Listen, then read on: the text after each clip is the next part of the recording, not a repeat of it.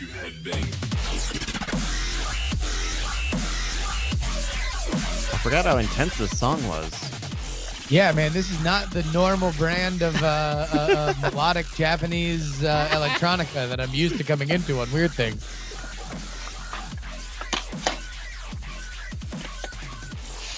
Happy Monday, everybody. Coming at you live from all three coasts. Left coast, west coast, third coast. Wait, no. Screaming week has begun.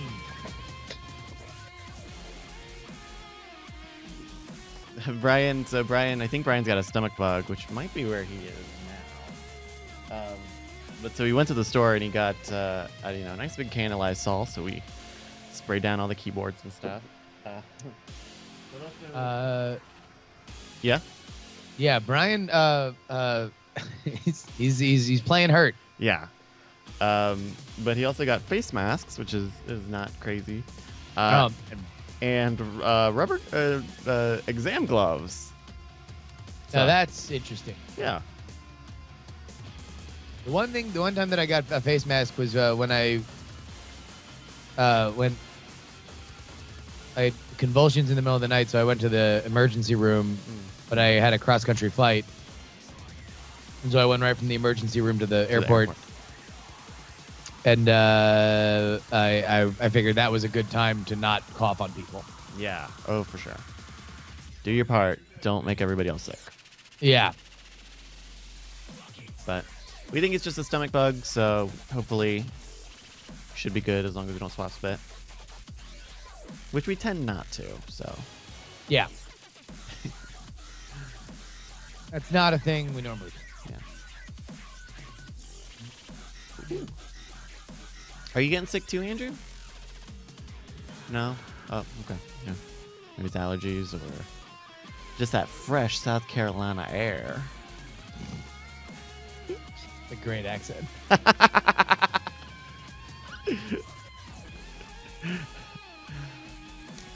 Had a pretty good weekend. I got 500 moons in Mario Odyssey.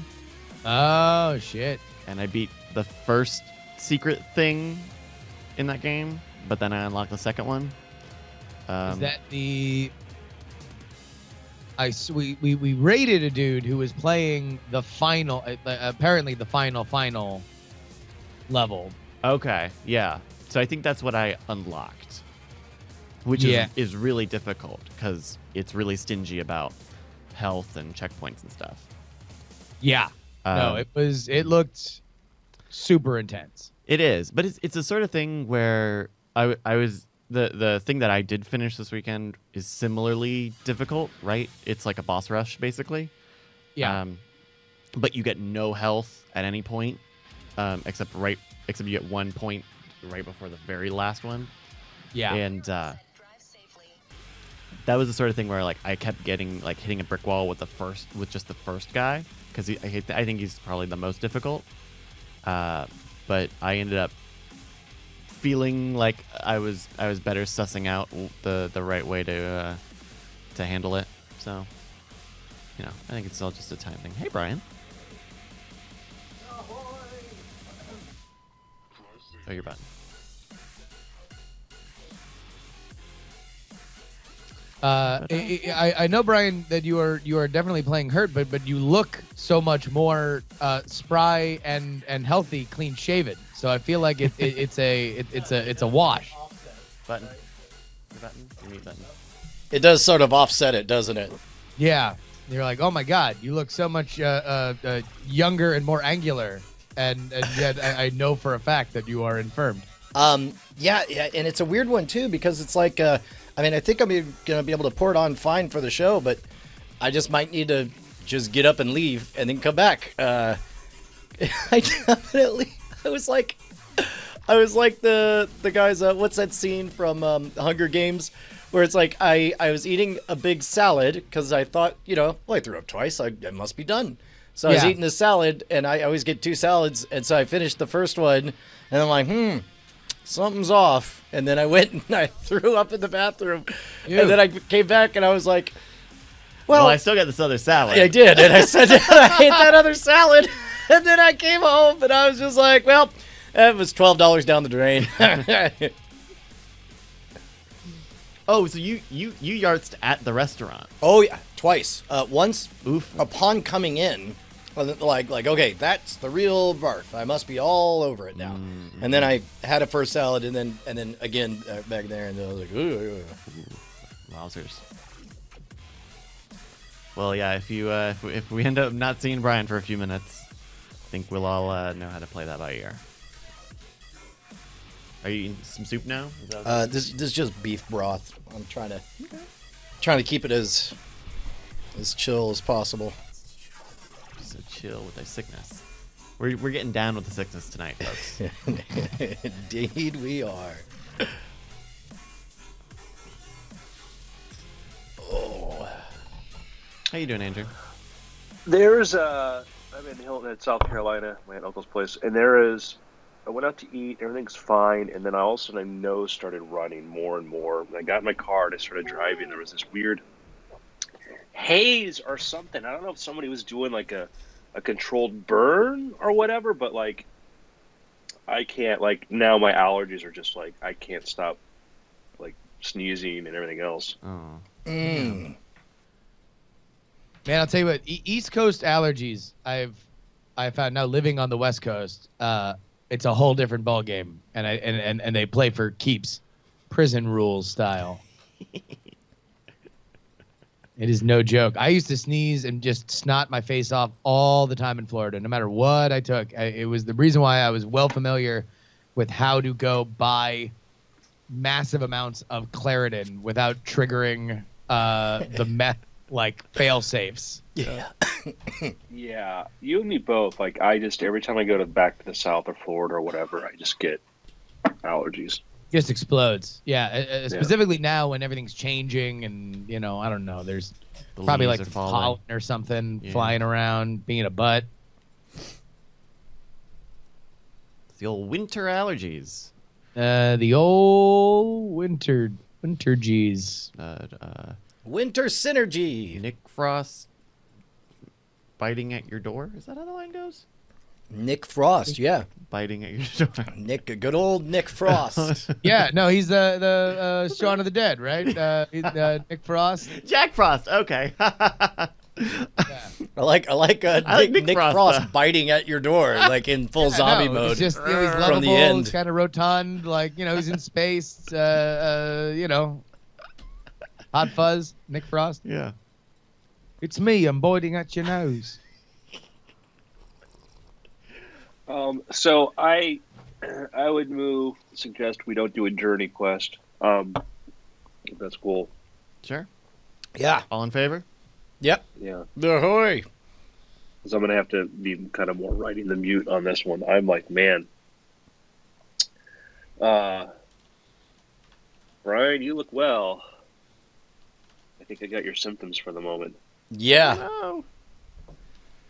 Yeah. Turns out it's a computer virus. We've all got it now. Oh no. Oh! We all get fucking rezzed into the computer. Yeah. Derez. Darn it, man. Are we, how close are we? I'm good on this side. All right, I'm going to see if I can get a club soda. Feeling adventure.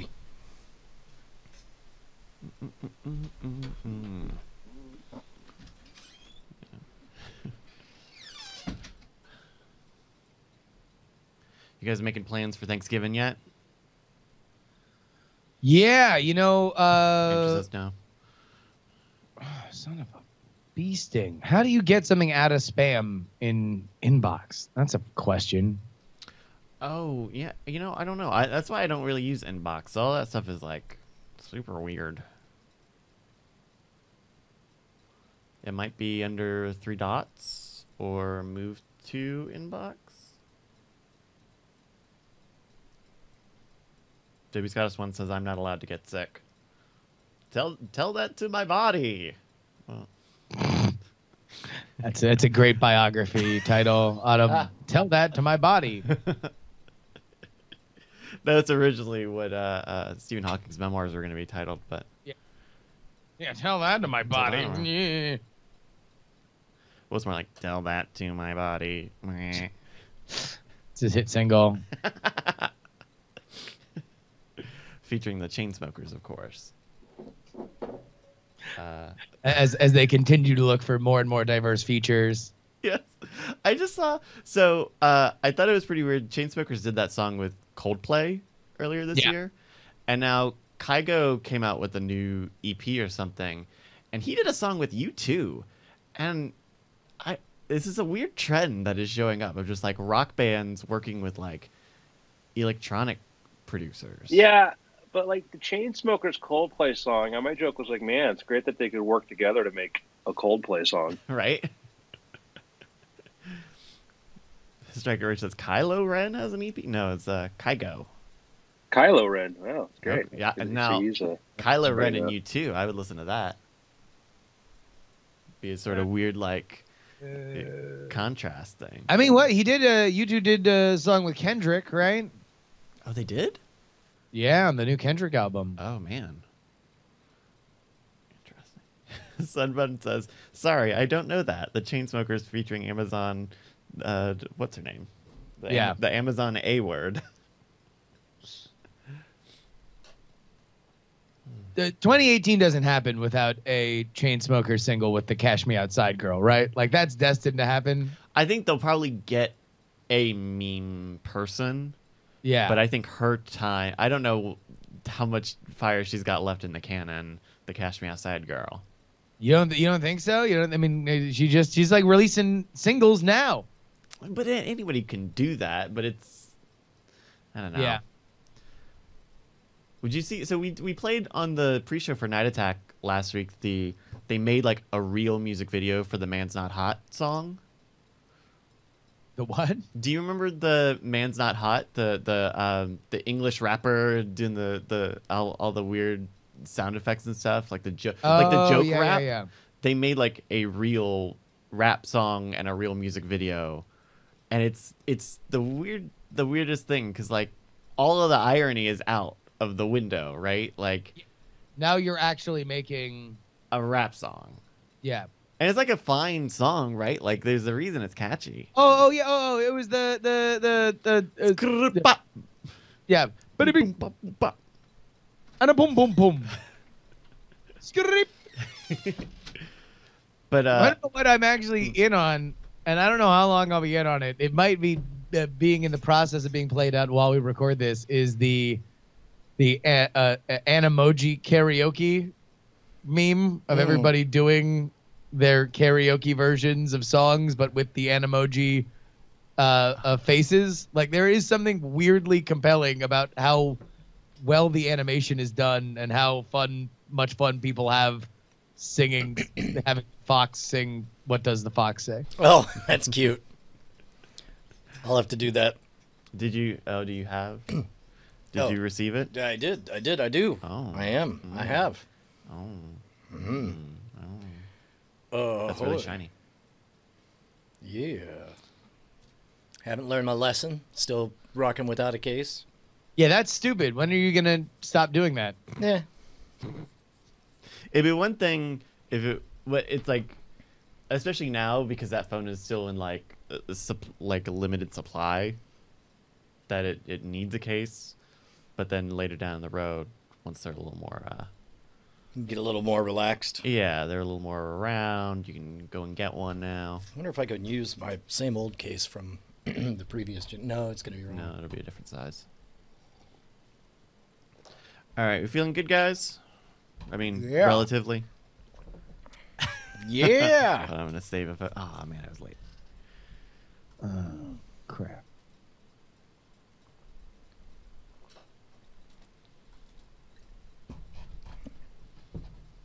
I decided I'd wait to buy my iPhone, 10 case until it was closer to when it was shipping, and I got the updated shipping date. It was actually supposed to be delivered today to my place in LA. Oh no! Oh, no. So I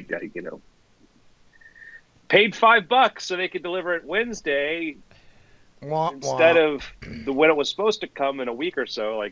For the privilege of whatever. Yeah. But let's order a case now. Get that Amazon Prime. Get it in 2 hours. Yeah. Oh yeah.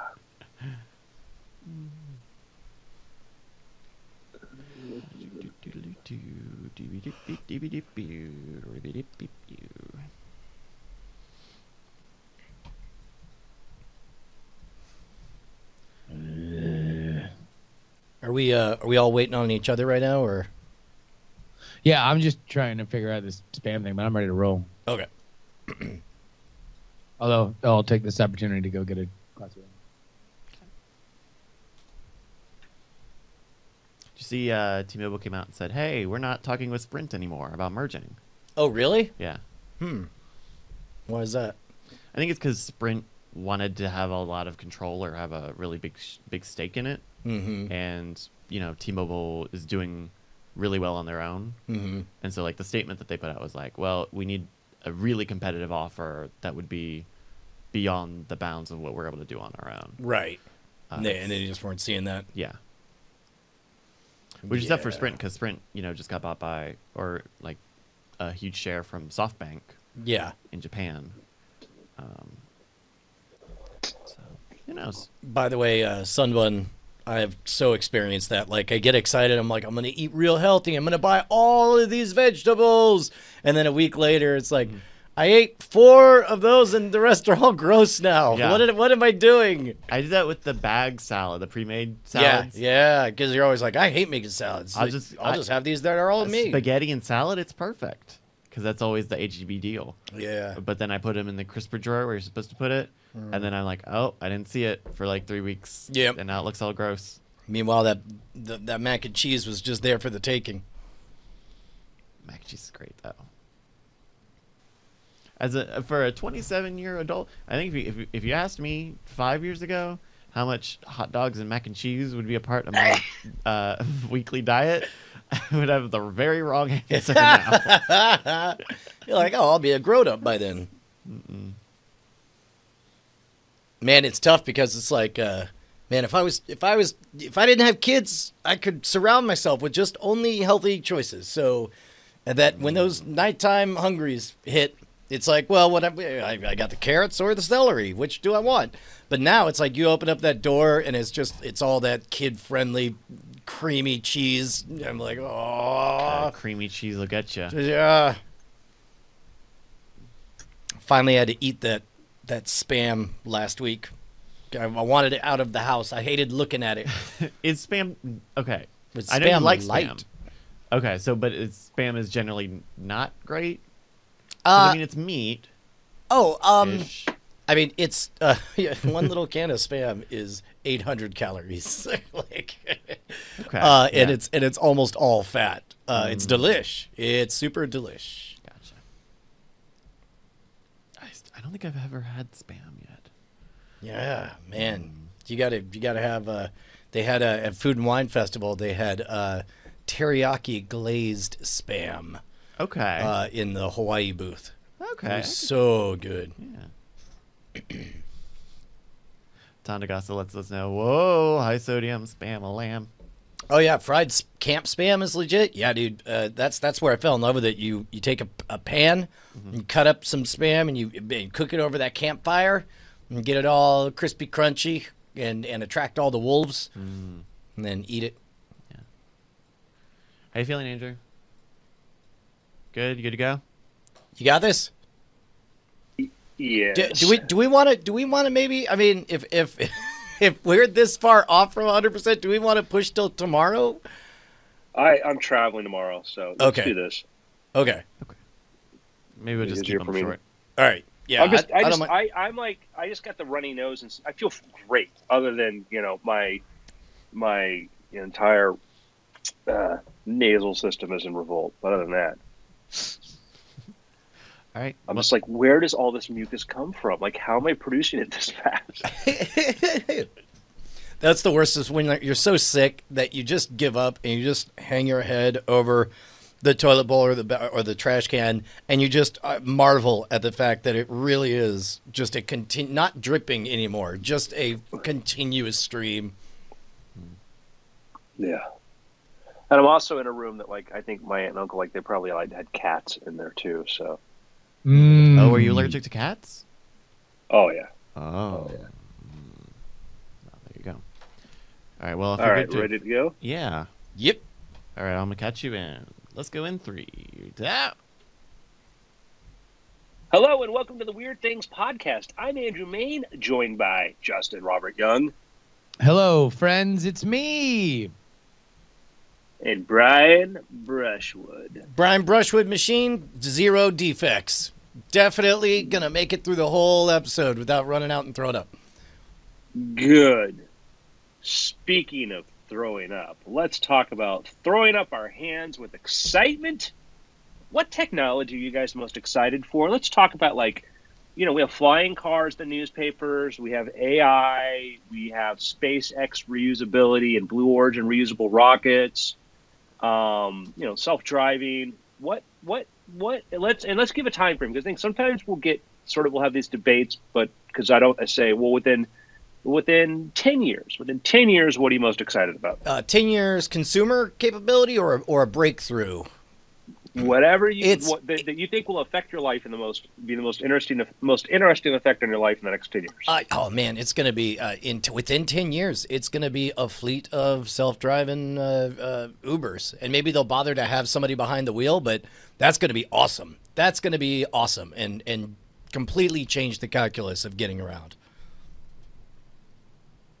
Well, I mean, does it really change the calculus if there's still somebody behind the wheel? Like, isn't like the big, like, price difference when there is nobody behind the wheel, because you can run so many more without that? Oh, sure. price? I'm just acknowledging that they'll still be in that hand-holding, do we really trust the robots phase, But I would imagine that along with that, you certainly, when somebody's allowed to read books all day while quote unquote driving an Uber, my guess is that they'll feel okay about doing it for less money, thereby making it more affordable and more ubiquitous.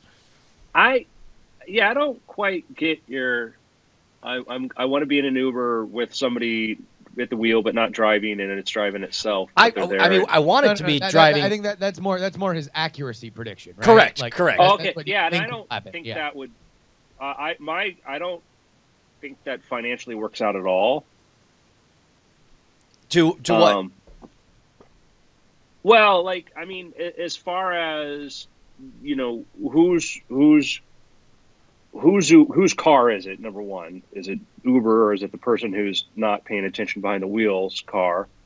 And just from a point of view of, I'm sure and I will say, let me say that we're going to have, by the natural evolution of self-driving functions in cars, we're going to get to a point where people are going to be doing ride sharing, who are going to have cars with those features. But I don't see. I'm not saying, oh, you're wrong. I mean, I don't understand, or I don't see the economics or the advantage of, because already, like, you're not paying them.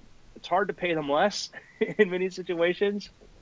And the kind of, I don't know how that really affects the quality of the driver. You know what I'm saying? I think you misunderstand. Like, what I want is cars with no drivers. Do I believe that they will be everywhere in 10 years? Absolutely not. And since I was given a time limit of 10 years, I will be very excited in 10 years when we're at this middle hybrid stage. I do feel for you, Brian, because anytime that you're like, self-driving cars tomorrow all the self-driving cars will be here and we will solve all the problems, and I'm very aggressive on it. We're always like, I don't know, tomorrow seems a little fast, and you're like, 10 years we'll be on our way, and we're like, I don't know. What's the point then? When you were talking about, you said, like, a person you get an Uber car and there's a person in there, but they're not driving it, who's a driver, person working for Uber, whatever, in a self-driving car. That was the part that confused me. Yeah. Okay. Yeah. Well, that's where I think that's as far down that road as I think we're going to get within 10 years. But I'm still, of everything happening, that's the one I'm most excited about. Okay. Man, I mean that's probably. I don't want to be old backpack McGirt here, but I feel like I'm gonna have to follow Brian on this one. I do think self-driving cars, specifically for, I almost wonder whether or not there is something within 10 years that like you can look at longer haul stuff, like not necessarily even in the commercial sense with, trucking and stuff, but I've been going back and forth to Southern California over the past like couple months, right? I've done 3 trips for cons and stuff like that. And each time I've flown, and each time it's about, $300 or something like that, all told. But I would love for there to be another option. And there was this company that like made a real big deal about doing an overnight thing to LA, that you would have like a sleeper bus that you would leave around 10, and then they wouldn't kick you off until like 8, but you would get kind of a more like as if you were on a Rockstar tour bus, that you would get that little pod to do. And but the problem is that like there each way it's like $99, so I'm really not saving all that much, and I'm rocking a whole day on bus sleep. So I would love if that was cheaper. Yeah, I don't know. Bus sleep is not bad. I slept very, very well on the bus. It's a giant white noise generating, gently rocking, comfort controlled jam. I mean, I don't know. I'd be down for that. No. I mean, again, I think it's a very attractive option. I don't know if it's an attractive option for, $95 to $120 each way when I can get a flight for that, and I could be there in an hour. Yeah. Is that really how cheap those flights are? If you buy them at the right time, yeah. I mean, they're because those flights run every 2 hours, and it's just sort of, I don't know, but I would be curious if obviously there is a bigger problem with city driving where you're constantly dealing with pedestrians and people merging, and there's a lot more chaos than, let's say, what the trip between San Francisco and LA is, which is getting on Interstate 5 and having that, Google Maps or Waze tell you keep going for 5 hours. Yeah. How many people can they fit on there? Does anyone know? I don't know. But that's where I'm curious, where if self-driving, if there is a license or an exception to be made, maybe for like people travel, maybe it's something like that, where it's a little bit more predictable than what we understand city driving to be. You guys heard of Tesla Loop? Yeah, that's the one that goes between Vegas and LA, right? Yeah. They kind of decided they were going to capitalize on the whole idea of if you bought a Model S, you got free charging, right? Yeah. So what they did is they basically built that into their pricing with the idea is they were buying a fleet of Tesla cars and like, yeah, we'll take you back and forth because our biggest cost is, somebody behind the wheel, where energy was effectively paid for. Was Tesla cool with this business plan? No, they changed the way things worked. They weren't too really thrilled with the Tesla Loop cars, fleets being parked like overnight and stuff at Tesla. It's like having your business plan be unlimited soda booth, and your method is to go in and buy a soda at Taco Bell and just keep on filling it and pouring it into your other mugs. Yeah, pretty much. So let's throw, and I'm, we've talked before about self-driving, and once you have self-driving, you get to have anything self-drive. Brian's going to have a party. He orders a tiki bar, and the tiki bar self-drives and shows up in the driveway kind of thing. Brian's, Rogue's, Modern Rogue or Scam Stuff booth shows up at whatever cons he wants to, and with the video screen, and Brian will make a live via video appearance. I love that idea. The thing, it's not just cars, it's everything becomes modular and transportable. On November 16th, 10 days from today, do you know what's being announced? What's being revealed? What? 10 days from today? Man. November 16th. I give up. I got nothing. My iPhone gets announced to me when my iPhone's supposed to show up. No. Well, yeah. Tesla Semi. Oh, okay, we've heard whispers and we've seen some screenshots, right? Some stuff teased. I guess we get the full story on it. We get the unveil of a Tesla Semi, theoretically, the plan, the rollout, maybe pricing, when they want to be able to start shipping these things. Man. So this is a totally electric-powered Semi that would obviously, probably because it being Tesla, also have autonomy built into it, and they're looking at taking over our big chunk out of some of the short to medium haul trucking with this. Hey, on my trip up, when we did the Eclipse trip, I was really surprised at how we haven't discussed this, but I think in many ways I'm surprised to say, well, I can finish this sentence, I swear. Nobody speeds anymore. Obviously some people speed, but truckers don't speed. And I guess it's because they all have GPS now and they're all on the clock, and none of them can, rely on having some meth to pull crazy, 90-mile-an-hour overnighters to make more money and get around. But I guess I hadn't noticed that change over the last decade or two until just recently. And I guess part of it also is that ever since they, back in the mid-'90s when they started being allowed to go post reasonable speed limits, like in Texas, I think the state constitution says, I'm probably making this up, but that the speed limits have to be what 70% of the traffic is doing anyway. And so, over the last several, couple of decades, it's been interesting to watch stuff creep up from 65 to 70 to 75, and now we've got chunks out in West Texas where it's 85. And it seems like all the trucks that I see were going right at the speed limit, all across America. That's cool. I wish they had those limits here in South Carolina yesterday. Yeah, I think that some states are starting to be more sensitive, and Texas is a very, very forward about a lot of things like that. One of the many reasons I admire Texas. So I think what's going to be interesting is with the unveiling of a Semi, because with a Semi you could put other things in there. You could build a bus. You could build all sorts of other things there too.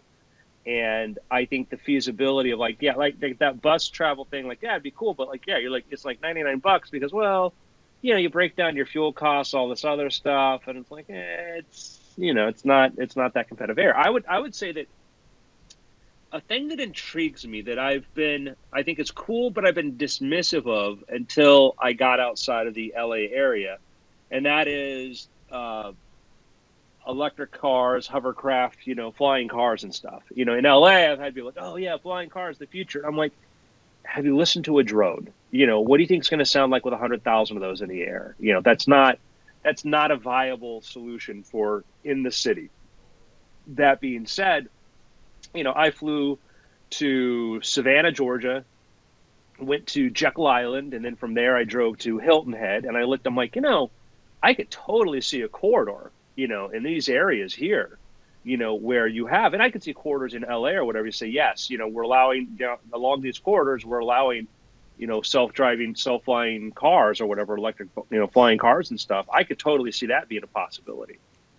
Yep, and in fact, there's talk, and this is all hearsay, but I was talking to Steve Wolf over at the Stunt Ranch, where one of the things they have at the ranch is they have races and dog fights and drone enthusiasts, and one of the things that they're talking about is the rumor is that Amazon's going to build all these distribution hubs that aren't on any major roads. They're not easy to get to.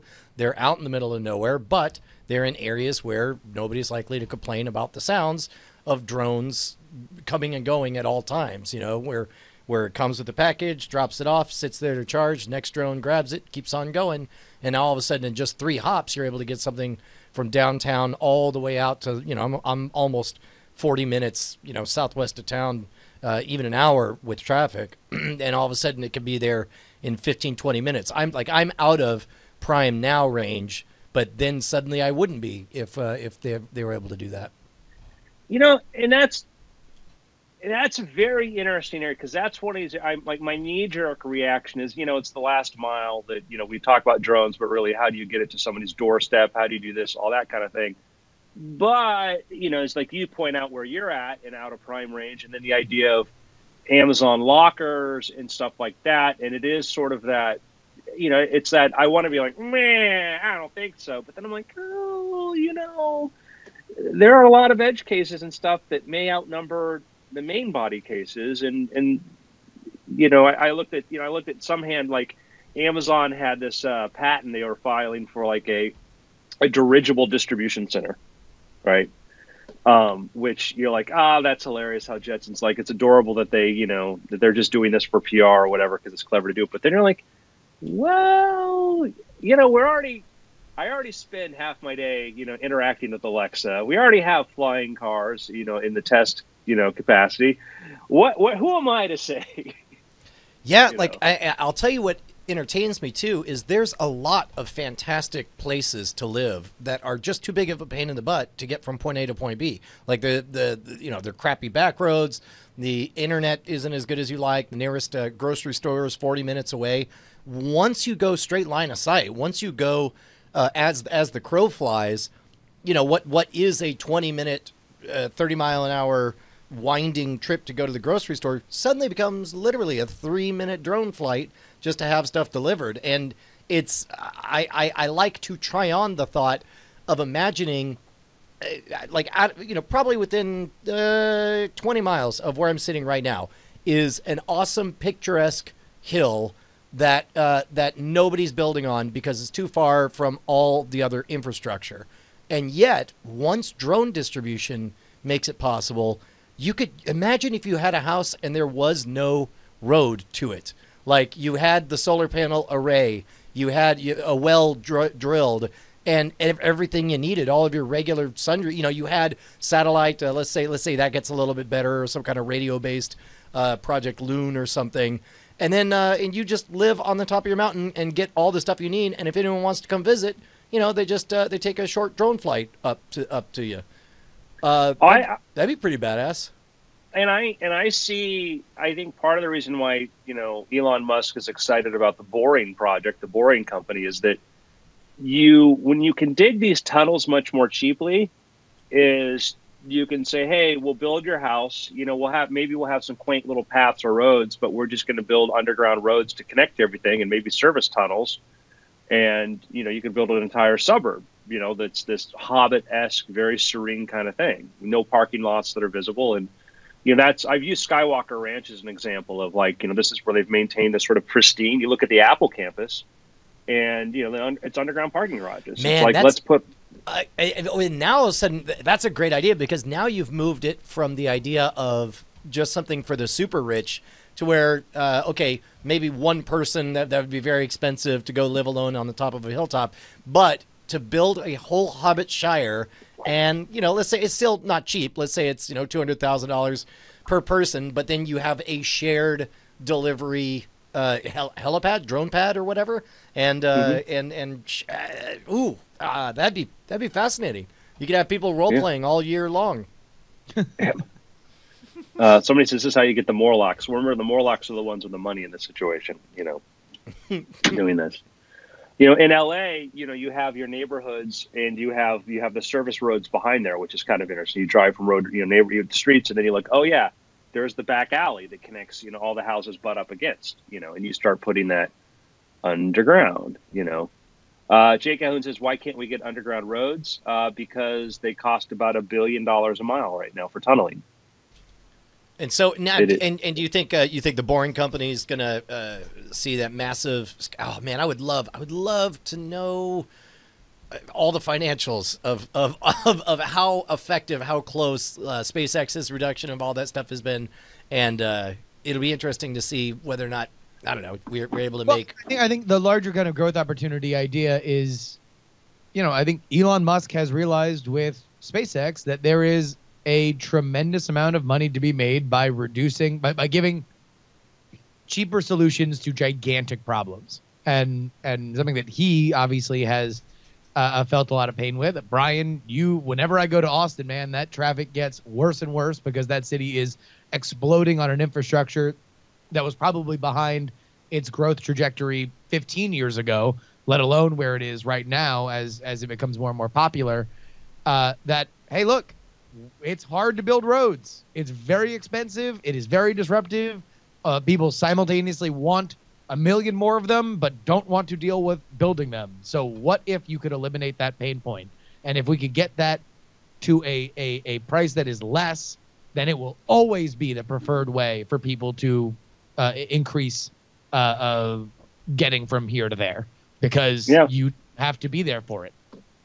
I mean, think about if you can develop that technology, and there's a company that says, Brian, like, we can give you, we can give you 3 floors of sub basement for $100,000. Ooh, that's interesting. So build down instead of up. Yeah. Yeah, that sounds like city living to this guy. Which I don't know. That's add to your existing house. Like, we'll go to your house right now and say, oh yeah, no, would you like an extra basement? You know? Oh wow, they just bore straight down. No, Brian, you're about to have 2 teenage girls and a girl younger than that. All the space at any price, whatever. We can just mint space, down, up, dirigibles, a bond layer below, whatever it is. An underground garage that connects to the other. Wow. Tunnel. Now think about this. Think about, like, you're doing this. You're like, okay, do you just want a basement, or do you want an entertainment center? If you'd like, we can make a Vive room the size of your entire floor plan. Brian, I'm just digging the tunnel holes for you. Do whatever you want. I'm just, listen, man, I'm digging the holes. You contact an interior decorator IKEA about the rest of it. I'm just saying, do you want the space, man? Yeah. No, I could enjoy that. I'm down. Yeah, No, if Brian had a full basement that was just a Vive room, he would next be seen 10 years later looking like Robin Williams in Jumanji. Fair enough. I mean, that's the other thing too. Is like I don't even know how alone I'd feel, because I could Vive leave and go anywhere and have that feeling of exploring and not being a hermit. By the way, can we do a very, very quick sidebar before we get into our Patreon plug? Have we seen the Pimax? Are we excited about the Pimax? I don't. Certainly in theory, I don't really have a sense of how much bigger and better it is. But it certainly sounds good. You want to describe it, Andrew? All right, let Justin jump in. Since he started it, let's him. The Pimax is billing itself as the world's first 8K VR headset. It's 4K displays side by side. There we go. I'm glad that the voice of the ever-present neckbeard was there to explain exactly what that was. But it has a wider field of vision, a sharper field of vision. So you are eliminating 2 of the things that I think. Even as much as we evangelize the Vive over the Oculus Rift because of the room scale, is still a problem where field of vision is limited and you still have a screen door effect. What this hopes to do is to give you a wider field of vision with a far sharper image. And what's the amount what they want it to cost per unit? I don't know. On Kickstarter, it looks like a Kickstarter $350, the early bird price, and then $400 for the Pimax 5K basic Kickstarter special. Oh, but the 8K is $450 for early bird. No, $500. Yes, yeah. The answer is yes. I played. I told you I did the Void. Which is the destination based. I did the Ghostbusters. They have their opening up one in Anaheim, in Orlando at Disney, where you play Star Wars. And the Void's a cool destination-based VR where you go from room to room. You actually physically walk, vibrations and stuff. And I'm like, great. This is using 2-year-old Oculus Rift technology. I have screen door and a very narrow field of view. And that was frustrating. And my argument has been that the problem with destination-based VR is that you're going, like IMAX is doing this. And we talked about that a couple years ago, like the idea that movie theaters and stuff might try to do this, but like here's an example of the state of the art destination based, and can theoretically in 2 months, 3 months, I'll be able to have something that's got way better resolution, way much larger field of view. Yeah, I guess here's the exciting thing about this, because on the one hand, like, man, VR has not exploded on the software side to the extent one would hope. The biggest titles are pulling in like 5,000 sales, and whereas and part of it is that there's just not enough people who have that technology installed. But what I'm hopeful is like when the is it Pimax or WiMAX? What is this? Pi, like when the life of Pi. The nice thing is that you can buy this Pimax and instantly retroactively upgrade all of your existing programming that you have. Yep. All of your games suddenly look more vivid, more amazing, more realistic. And it's sort of like every time you buy a new phone or get a bigger screen. Nowadays, everyone has gigantic screens.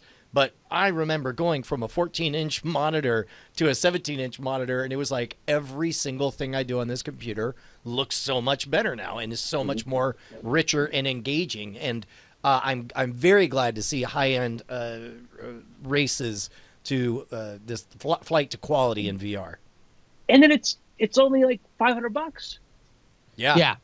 I mean, I'd say, it's only, but I mean, it's we're used to go up to this HD level thing. It's a $5,000 thing, or this or that. But the idea that for $500 that you're increasing the thing. Our biggest gripe with VR is field of view and screen door, and now all of a sudden, it's a 200-degree.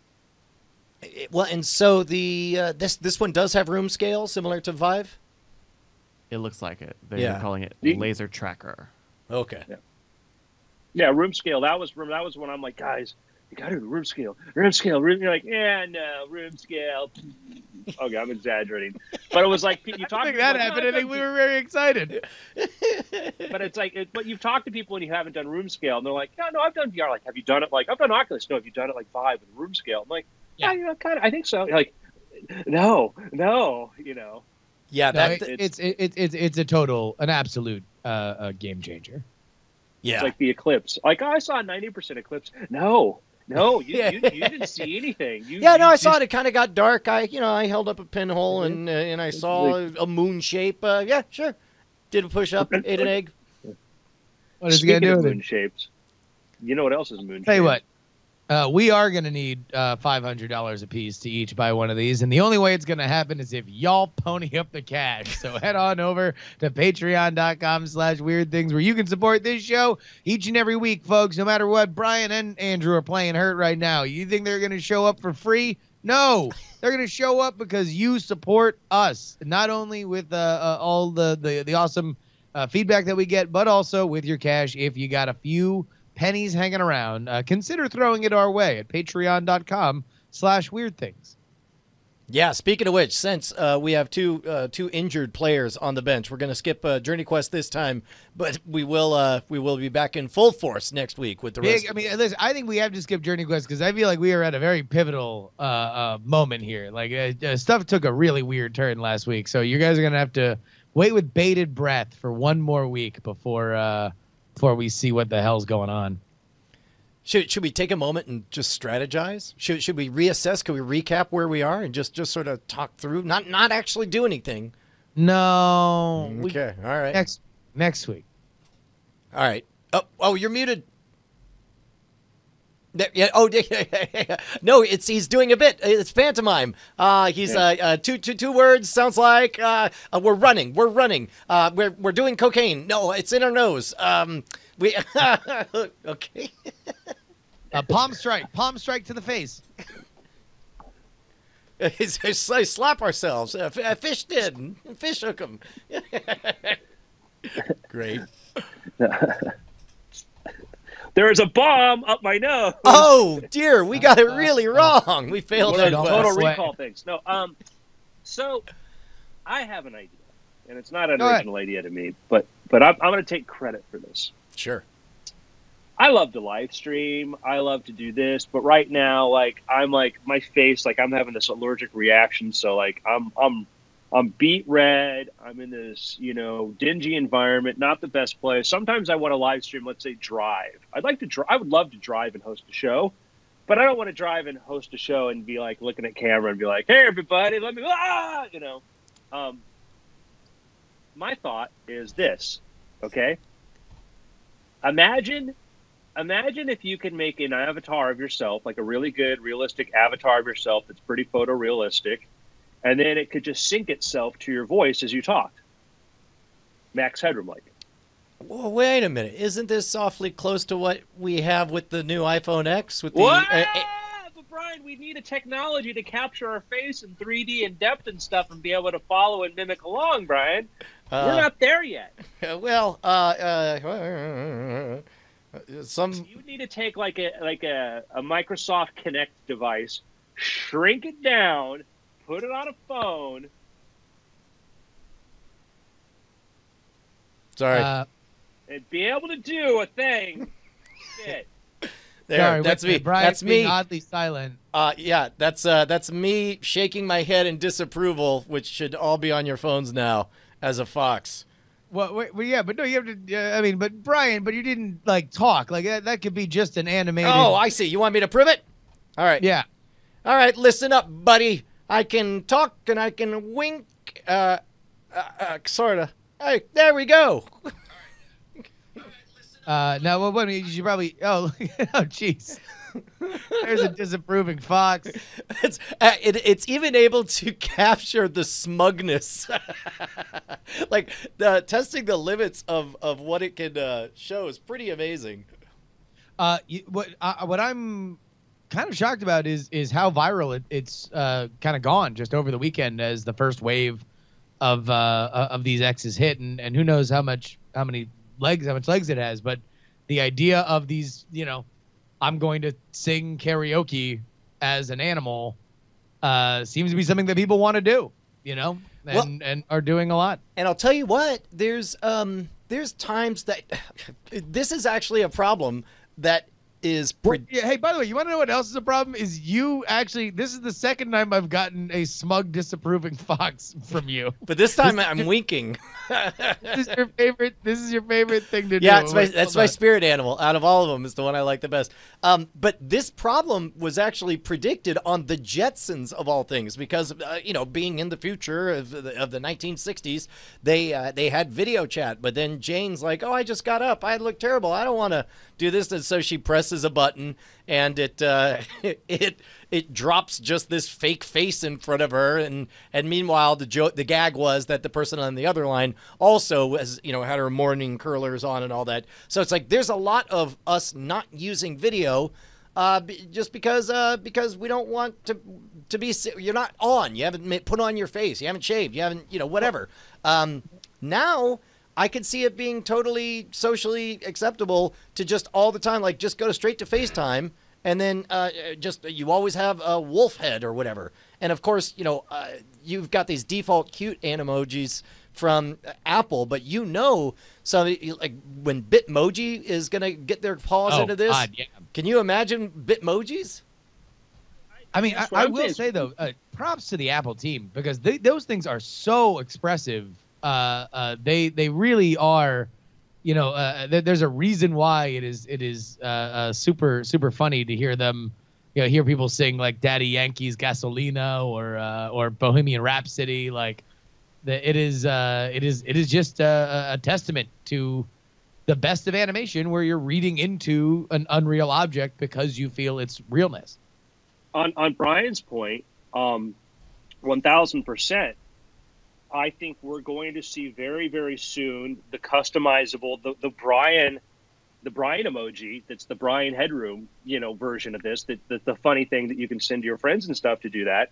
But I'm all for we use and that was something Bryce and I talked about early days when we're working on trying to think and play with like Journey Quest and other ideas of like how could we like animate what we're doing. Oh my gosh, we flip a switch and then suddenly we're in the environments and we're that's amazing. And you could just, now it's very easy to pick up keywords and stuff like, we're in a dark cave. boom, dark cave, and then there's the 8-bit version of the really cool animojis of us.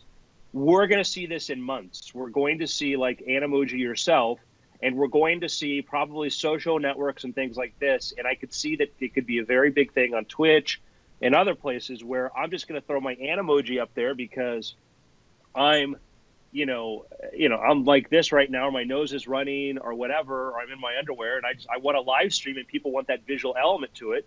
And because it's actually mapping to the face, it's not just a dummy just going meh, meh, meh, meh, meh. It's your fox was you, Brian. I looked at that's I've seen Brian give me that expression. Well, and you realize like when we get to the Bitmoji level, you can decide what era. Like people are always joking about bring back spiky haired Brian. I can just answer the phone looking 10 years younger with that crazy whacked out hairstyle and everything. And have a whole conversation and have it track perfectly. Oh my God, I could do an animated version of that picture from college where I look like a weirdo.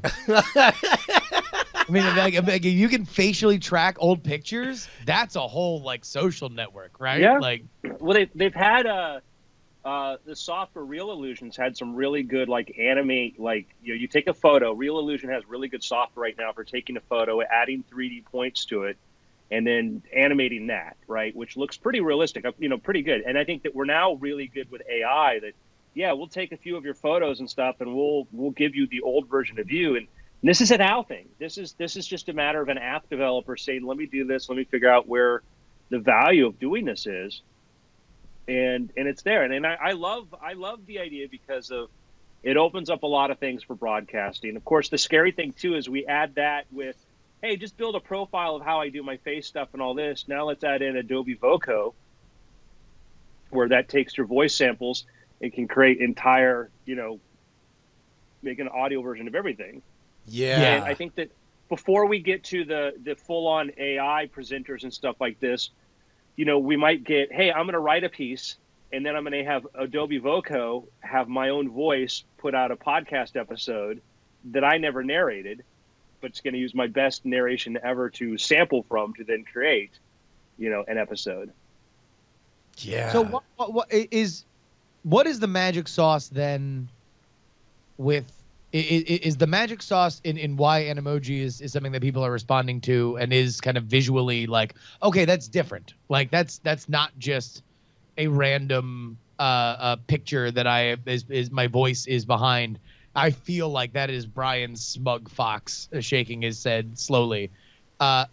Is that the software or is that the hardware? Like, is it magic because it's in your palm, or if and when they debut that Animoji technology as a photo booth kind of suite for Mac or other platforms, will it be just as popular? Man, I wonder. I guess you need the face sensors though, right? Like that's what makes it rad. Well, but there already are versions that work just on a webcam, right? Yeah, you can do there. Yeah, like Snap and other people have done versions that are good. I think the thing that pushes this over the edge is the use of that the IR dots, the hyper realistic, the Apple getting it. If you make it slightly better, you pass this uncanny valley. And one of the reasons why, like, I think the Snap, like, spectacles, one of the many reasons spectacles failed, besides just being a dumb idea, was there's no immediate gratification in using the spectacles. We're here, as Brian's recording, Brian's watching this fox mimic him, and you're getting immediate feedback. You watch this, they're fun to make. Do you think oftentimes a lot of this technology is driven by adult interests. Do you think there are any persistent live streamers that use this as you pick from the menu which version of the girl you'd like to? This is an amazing dance you're doing. You are trying to walk very gingerly through a minefield. I mean, I'm thinking that could be for a few tokens more. Exactly. Would you be able to have the face of the online companion that you would like? Anywhere from a goblin to a ferret. That's the question is because I was thinking like, well, in the near future, that seems like that would be popular for someone, but I wondered if somebody's already doing it now. But I guess if nobody's heard of it, then I'm not quite sure what you're talking about, Brian. Could you be a little more specific? you want me to say it? I could. You know what? I can't, but this Fox can. Hold on. That's the way to break bad news. Yeah. Bad news monkey. So you pick it up and it's your doctor, only he's got the wacky unicorn face, and you're like, oh crap. What's the news? Oh, how amazing would that be? It's like a flash forward a couple of years when Penny goes off to college, that she's going to be accepted or rejected with an emoji of the school's mascot. Like the big longhorn. You got in! Hooray! We welcome you with our incoming class. And I guess. Oh, sorry. Go ahead. No, please. Oh, I wonder also, as speech generation gets and in real time, you're going to be able to have like I'll be able to speak with a perfect. I'll speak exactly like I'm talking right now, but it will become a perfect Cockney accent or speak in perfect German with all the right fluent affectations and everything. That's next. That's got to be within 5 years, right? I think that. Yes, and I definitely, I think with Adobe Voco and what a lot of stuff that Google's pushing, which is great, the Google real-time translation stuff, like we're going to get into this thing where it'll be very easy for us to create these avatars, these really, I mean, I like the idea, what I loved about Animoji, as I said before, is the idea that I could start to mat my face, things like this, and then I could just live stream without having to worry about where I was against, what I was shooting up against, whatever, because, that's Andrew. It's Andrew's, it's Andrew's animated avatar, but that's his facial mannerisms, that's his tics, it's him doing those real time. But, and we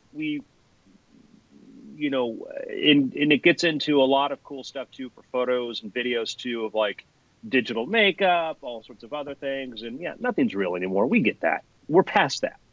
But you know what? And I'll say, and this has been, it's getting less courageous for me to say this than it was 10 or 15 years ago. 10 or 15 years ago, it was still fairly common for people to say, playing all those video games all the time. Go outside and play. Why don't you make friends or whatever? And I always maintained that the memories are real. The friendships are real. The three of us, I mean, outside of, certainly almost all of Weird Things has been quote unquote virtual. Like we don't actually hang out. We just have a phone call once a week. We can't really be friends or whatever, but it's like all that's going to happen, it's like 10 more years.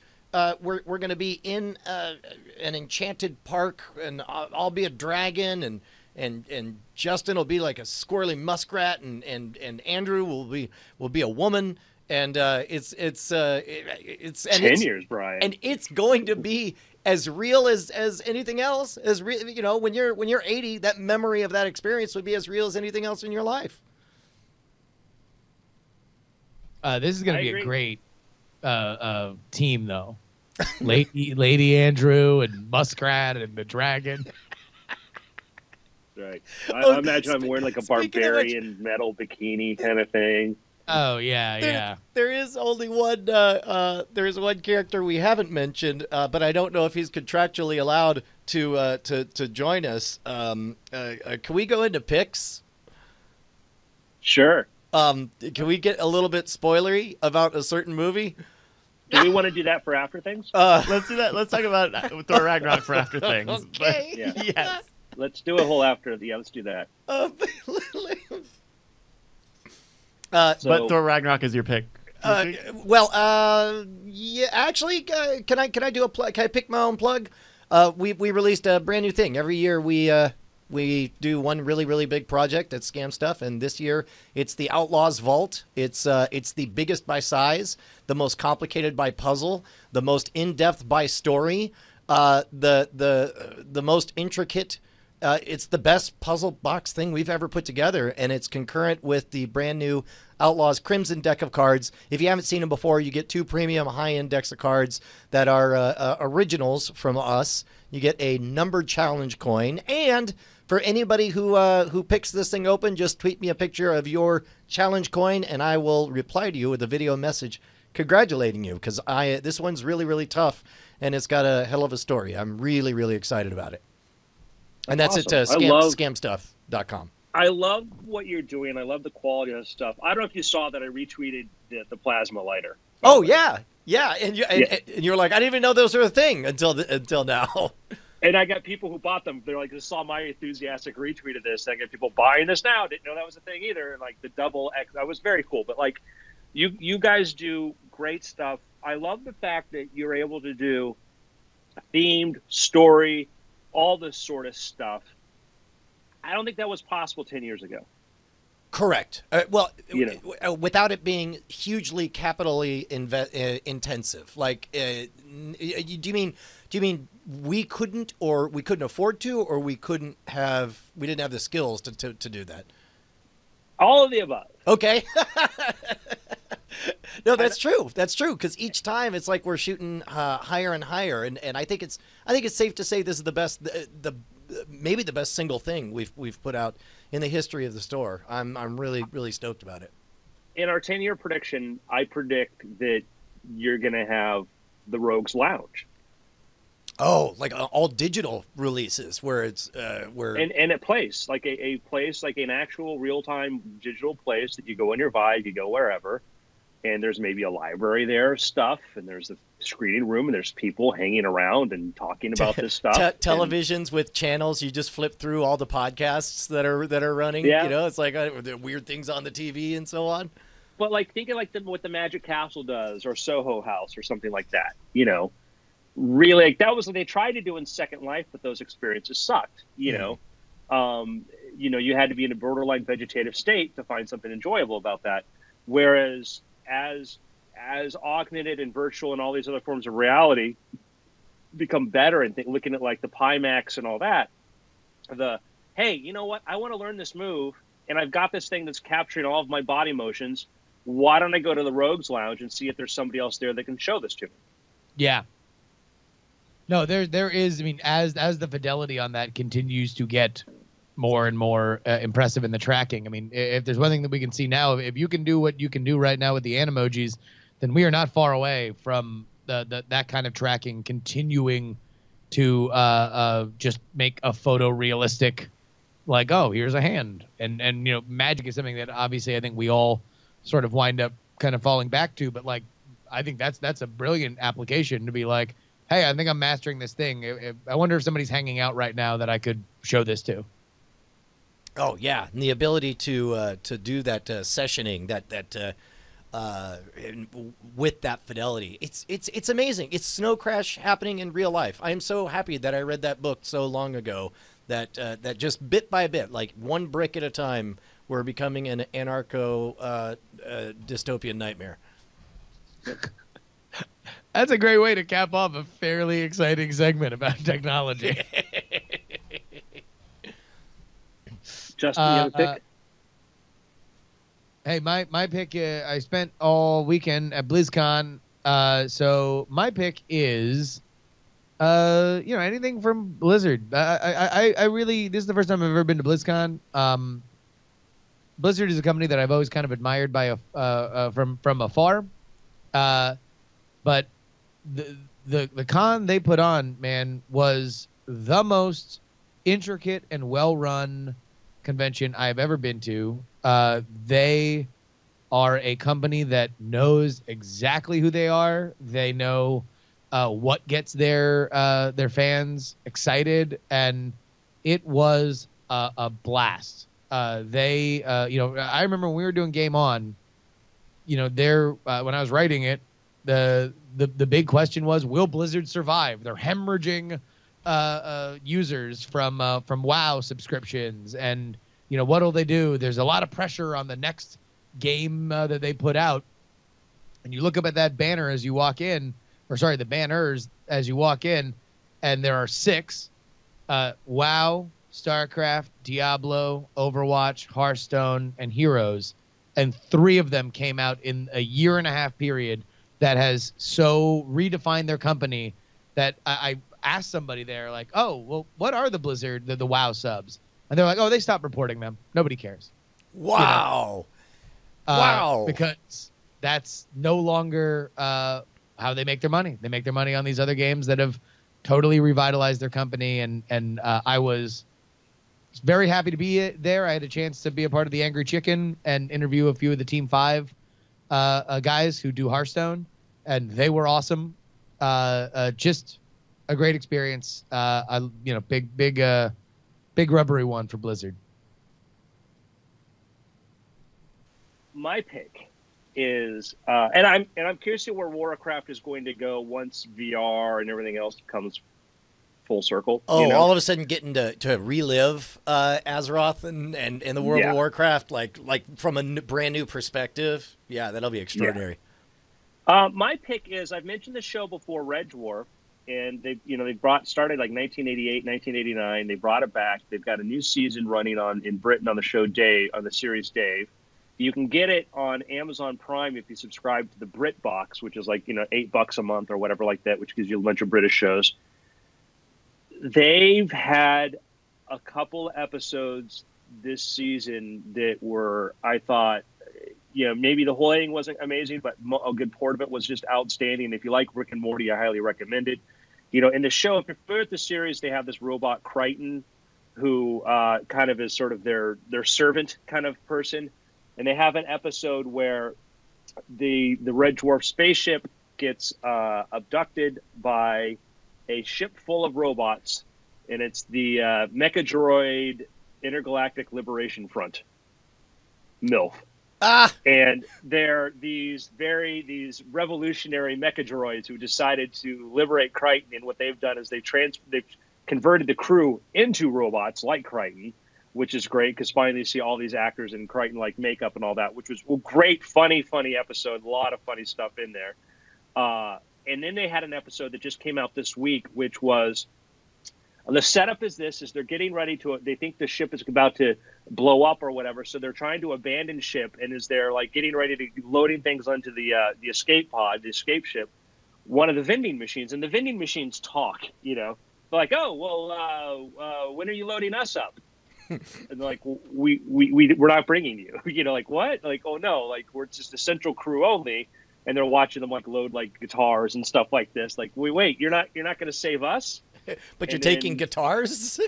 Yeah, and then it ends up being a false alarm, and then the machines revolt, right? So the machines revolt and turn off all the power, and then the crew says, well, we need to give them representation. So there's Lister, who's the last human. There's Cat, who's this, the cat that's the evolved form of a cat that looks like a person. There's Crichton, the robot, and then there's Rimmer, who's the hologram. There's only 4 crew, and they decide they have to have an election between the 4 of them to represent the machines. And so you get a campaign, you get an election on board the ship with negative ads, all this sort of stuff taking place as they're trying to win the support of the machines. And Rimmer, decides he's going to be the populist candidate and makes all these sort of promises to them that privately they're like, well, we don't have to, actually deliver on these things. And I would say it was a parable of maybe recent events in Britain, but not if it was done on the BBC, I think it would have been done differently. I'll put it that way. Yeah. So, but not really heavy-handed though. I mean, I think it was against, I think all across the board. Like, I would say that it was very much, I enjoyed it immensely, and I thought it was one of the best pieces of science fiction commentary I've seen in a long time. And just how do you comment on something as big as the Brexit and elections and everything else like that? And it could have been about American politics too. That's the beautiful thing, is you could walk away with whatever you want from this. But I thought it was very, very, very well done, and I enjoyed it because it was really comedy sci-fi at its best, reflecting on current events, but in a different sort of point of view, and not just trying to preach to you or reinforce, what our betters think. That's great. So I highly recommend that episode. It's safe to say that all of us are very excited to talk about Thor Ragnarok. We're going to talk about that in After Things. We're going to get spoilery as heck. Yep.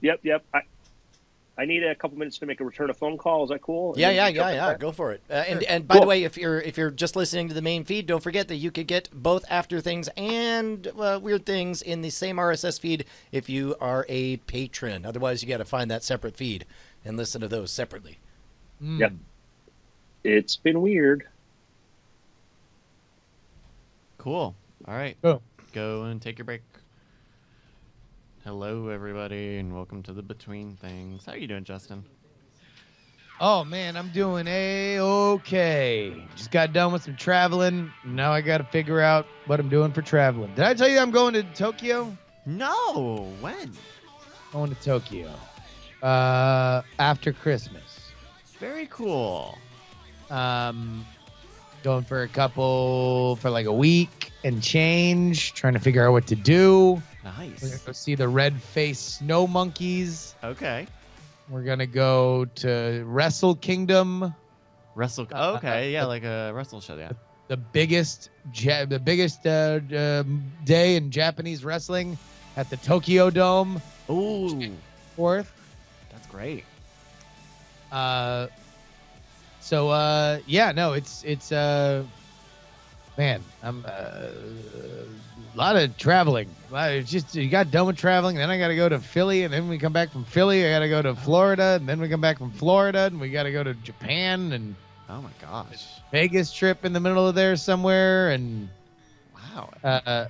it's crazy. I don't know what's happening in my life. It's a lot of planes. Yeah. I'm glad the back's getting better because that BlizzCon was a good step forward. Oh, good. But it would be really bad if my back sucked. Yeah. Right. Yeah. I'm glad to hear that. I'm sure everyone is glad to hear that. No, totally. But yeah, so a lot of sorry, I'm just like brain dumping on like what No, go for it. what's going on here. How will the maids get by while you're gone? See you. You You're guys. just killing me. Just jeez, you Aw. guys. Oh jeez, Rick. Oh, gee. Oh, jeez, guys. But yeah, no, I didn't bring my Switch to BlizzCon because I figured I would be more antisocial if I had it. Yeah. So Odyssey is still audaciousness. It's still good. Yeah. It's great. Every time I get started talking about it, I just gush. So like, what is with the every other system thing for Nintendo? Like why is that like such a reliable metric for like it's like when their back's up against the wall, they're like, oh no, wait, no, we know how to make good games. We were just trying to, do it blindfolded for the last system, and now we're gonna make really good ones. Well, I mean, I think part of it can be, I wonder how much of it is just like leadership of saying like, okay, so, the Wii did really great because of a couple of key things. So what if we just tripled down on those for, say, the Wii U, and then you have something that is kind of weird and that developers don't love working on and people are not super interested in. It's I mean, I think it's a mixture of just that, of just like trying to have too much of a good thing, and I also think by the end of the Wii, people were burnt on it, just in terms of there being so much shovelware and just straight junk on there, which is a real thing, the fervor for the Wii is kind of this crazy, like, I don't know, sine wave of just like huge thing when it started, and then by the end, just everyone wanted to get rid of it in a way that you haven't seen with like the Nintendo DS or the 3DS, right? Which are continuing to be big simultaneous consoles for Nintendo. Yeah. But then the Switch is like, I remember there was like a lot of skepticism when it first got announced. And really, it's like ultimately, I don't think that anybody who was skeptical about it was wrong necessarily. It was just like, I think the idea was, all right, well, these games like Zelda better be great, and Mario Kart better be great, and Super Mario Odyssey better be great. And it turns out it's like, yeah, it's the best versions of those games that may have ever come out. Like, Yeah. so I mean, it's Nintendo like acknowledging the things that should be traditional, with the smattering of the things that Nintendo will just never get right, like all of the online stuff, the voice chat stuff, yeah. But at least they just made a good tablet that plays Nintendo games. So You know what, though? To be fair, I'm fine with them not getting voice chat right. In fact, I think that it's about time that we just totally rethink the concept of game voice chat, because I don't blame. I mean, again, I the only thing that I know about voice chat is that Ashley plays Overwatch on this computer, or I've played PUBG on this computer, which has speakers, right? So it's not just the like in-ear, headphones experience that a lot of people have, and it is like maybe it's just the format of it being played out of our monitor speakers, but like it's the worst garbage on the internet. Like if you want to point to somebody and say, what is the worst thing that's happening on the internet right now? Literally just Overwatch or PUBG voice chat is among the worst things ever. well, and it's not just like general voice chat, because that is just going to be awful wherever you go. But in terms of like friend parties and groups and making groups and how do you get to connect with other friends who are on the network, and how do you play online with them, Yeah. I guess that's the thing is I almost wonder, Tondagas is like, as long as you can turn it off and use something like Discord, like I wonder if we're just looking at these things for the wrong benefits. It's like should the game always be the game and I can organize my friends in a better way and have these features? Well, it's also different for PC versus console, where if you're on the Xbox, you can do Discord on your phone or something, but it's not like on the PC where there's a history of Vent and TeamSpeak and XChat and all these other third-party things, where when you're in it and you just want to be like, hey, this is my Xbox friend, just let me talk to them, that stuff should be natively easy. So People love that N-word, man. I hear PewDiePie saying it.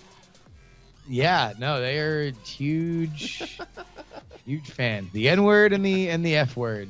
They are No, love it. Not that F word. No, the other F F word. the bad F Yeah. word.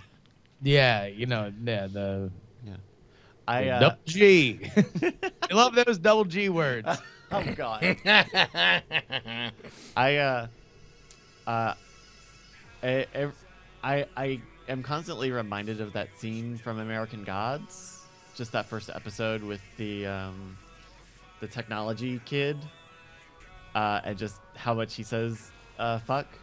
And anytime that is a part of, anytime I say that one too many times, I'm like, oh, is that me? Am I that kid? Wait, this is in what? American Gods, the television show that you yeah. I watched. most of it, right? I really gave up after 2 episodes. Oh. Yeah. I forgot about that. Yeah, that thing sort of dropped off, huh?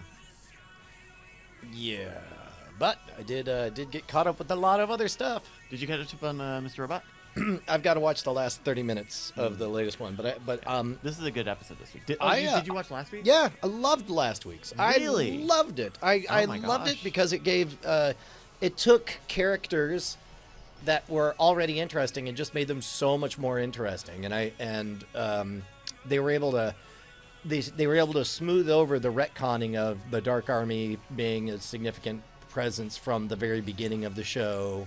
By flashing back and telling parallel stories from the perspective of that fixer guy. I for some reason I really loved seeing Hobo Tyrell Willick. Like, I think he could be a credible action star with seeing him like that. Maybe. And also they did an adequate job of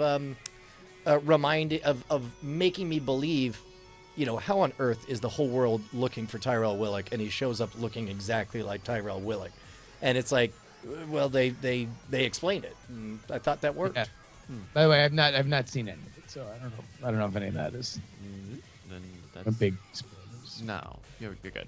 Hey, here's a big meaty thing that came down the pike that we didn't talk about. Give The us the meat. rumors. Disney looking to acquire the majority of 21st Century Fox. That's the TV one, right? The TV production. No, movie and TV. Are they just they just Oh, annoyed? They're like, damn it! Look, fine, we'll fix Fantastic Four. All right, is that? Yeah, it's just Nick Burns, your company's computer guy. Like, just move. What do you want? Here's a bunch of money. Go away. Yeah. No, they're basically looking to buy everything but not their television networks, not their sports television networks. So not Fox Sports 1 or 2. That's not gotta be so News, they wouldn't not Fox Business. But yes to FX, and presumably the secondary FX channel, as well as their entire television production and film production apparatus. Weird. For some reason, I thought. Yeah. Anyway. Wow. This would be Star Wars, the original, whatever rights they don't own for Star Wars. This would be all the Marvel characters that they don't have, which include Fantastic Four, X-Men, Deadpool, all that.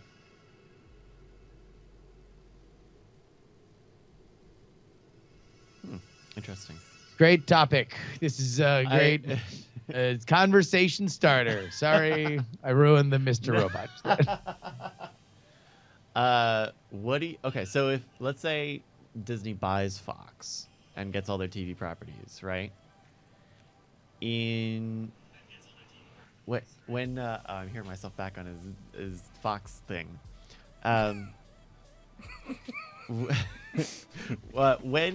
Which do you think we see first? Another Futurama revival or a Firefly revival? Never, neither. Neither. Never, neither. Ever Neuver. Yeah, I would. I don't know. I don't think either of them. Okay. Yeah. Ooh.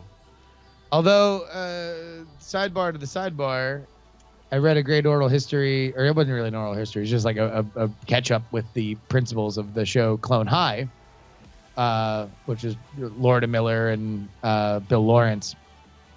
And Bill Lawrence was like really adamant about like how Clone High was ahead of its time, and like if you look at Rick and Morty and BoJack Horseman being as successful as they are, about adult-centered cartoons are kind of having this moment right now. And it made me think, oh, wait, why don't they reboot this? And then they got into this story that I was not aware of, that apparently there was like a hunger strike protest in India about Clone High, the show, because of the portrayal of Gandhi. That one of the clones are Gandhi, but he's like the wacky best friend who just wants to hang out and get hammered and chase girls because he has no idea how he's going to measure up to the real Gandhi. Oh, weird. Well, and so the protest was at the depiction of Gandhi in that way, or because they wanted to know and there was whether a or not hunger strike in the Indian parliament, and Viacom was like, we don't want any part of that. So canceled, and we're scrubbing everything that has to do with Clone High. But I was always wondered, I just thought it was like, it was a show that everybody liked, but it didn't catch on. So that's why it just stopped airing all of a sudden. But that was apparently why. And there was like a gag order on them talking about it, and they weren't able to talk about it until this article. Wow. Crazy. Yeah, because I thought it was like a Mission Hill sort of thing, where it was just like, it's a cartoon that some people watch, but not enough people, and so goodbye. Yeah, but it never really had a second life on like Cartoon Network or anything, or any of these places that have bought up kind of the brilliant but canceled cartoons. It was just like much more Toons or something in Canada had it. They were like the only people that ever put out a DVD. Canadians hate Gandhi. You heard it here first, folks. Boom. Exclusive. Are you guys ready to talk about some Thor? Yep. Or- You feeling good, Andrew? You good? I'm feeling good. I sent you a text message, Justin, by the way. Alrighty. Well, Nice. then Yeah. I'm gonna say take it away. In 3, 2, 1. Welcome to After Things. I'm Andrew Main, joined by Brian Brushwood Hello, beautiful people. and Justin Robert Young. Hello, friends. How are you? Spoiler, I'm good. Good. Well, as long as we've broken the spoiled seal, let's spoil Seal. I think his music is great. Yeah. I think it's trite and overwritten. Oh. We decide tonight on After Things. Trying to remember where was the thing where Seal got attacked by wolves? Oh, that was the Lonely Island Bieber mockumentary. Oh yeah. The wolves get released, but he's not afraid to fight them because he's like, how do you think I got these scars? Oh. So we're going to talk about Thor Ragnarok, and we're going to just jump right in and say spoiler. Go see this movie. Why are you listening to our dumb podcast about Thor Ragnarok instead of seeing Thor Ragnarok? I watched it twice over the weekend. I'm jealous. Can't wait to watch it twice. I think I might go see it after this, to be honest with you, because first impression, I walked into the theater really, really liking it, but I felt a little slightly colder than I thought I was going to, just because the one thing that I love the most about Taika Waititi movies is that he does such a great job of putting the characters before the gags. He's obviously a very talented comedic director and writer, but it's always, I know these people and therefore it's funnier when they get into these situations. And that's certainly the case in What We Do in Shadows and the work he did on Flight of the Conchords and certainly Hunt for the Wilder People. And although undeniably this is a hilarious movie, I felt a little cold on the fact that I didn't know how much more I knew about the characters and some of the simplicity of the story. And then like the next day, I just kept remembering jokes and just like laughing to myself at how funny the jokes were. And now 48 hours later, I'm like, this is a brilliant movie. I just need to see it again. Yeah, you're just wrong on the first take. I'm sorry. I called, and I, you know how little Andrew Main likes spoiler talk before he's seen the thing, but he was kind enough to let me get it off my chest that the big bad guy, the Grand Master, pretty much the exact character of Bryce from Journey Quest. Journey Quest. Yeah. Like.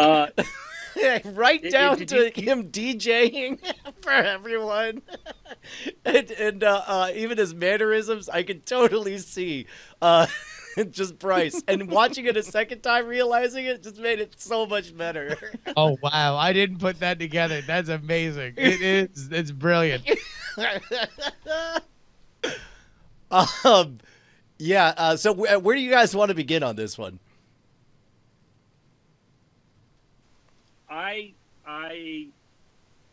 So let's start with the criticisms.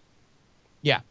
Is it too campy? Has Marvel Universe just become too Howard the Duck? Has it just become too campy? I would say that much like the Marvel landscape in the comic books always has been, there are pockets of over-the-top camp, and there are pockets of visceral, really believable other areas. And for the I would say that I'd never thought the Thor franchise could work as a movies. And they have, with the first two movies, done a good enough job of couching, we say gods, they're celestial, alien, very powerful beings that have mannerisms that are very human-like, and they're interested in the human world and all that stuff.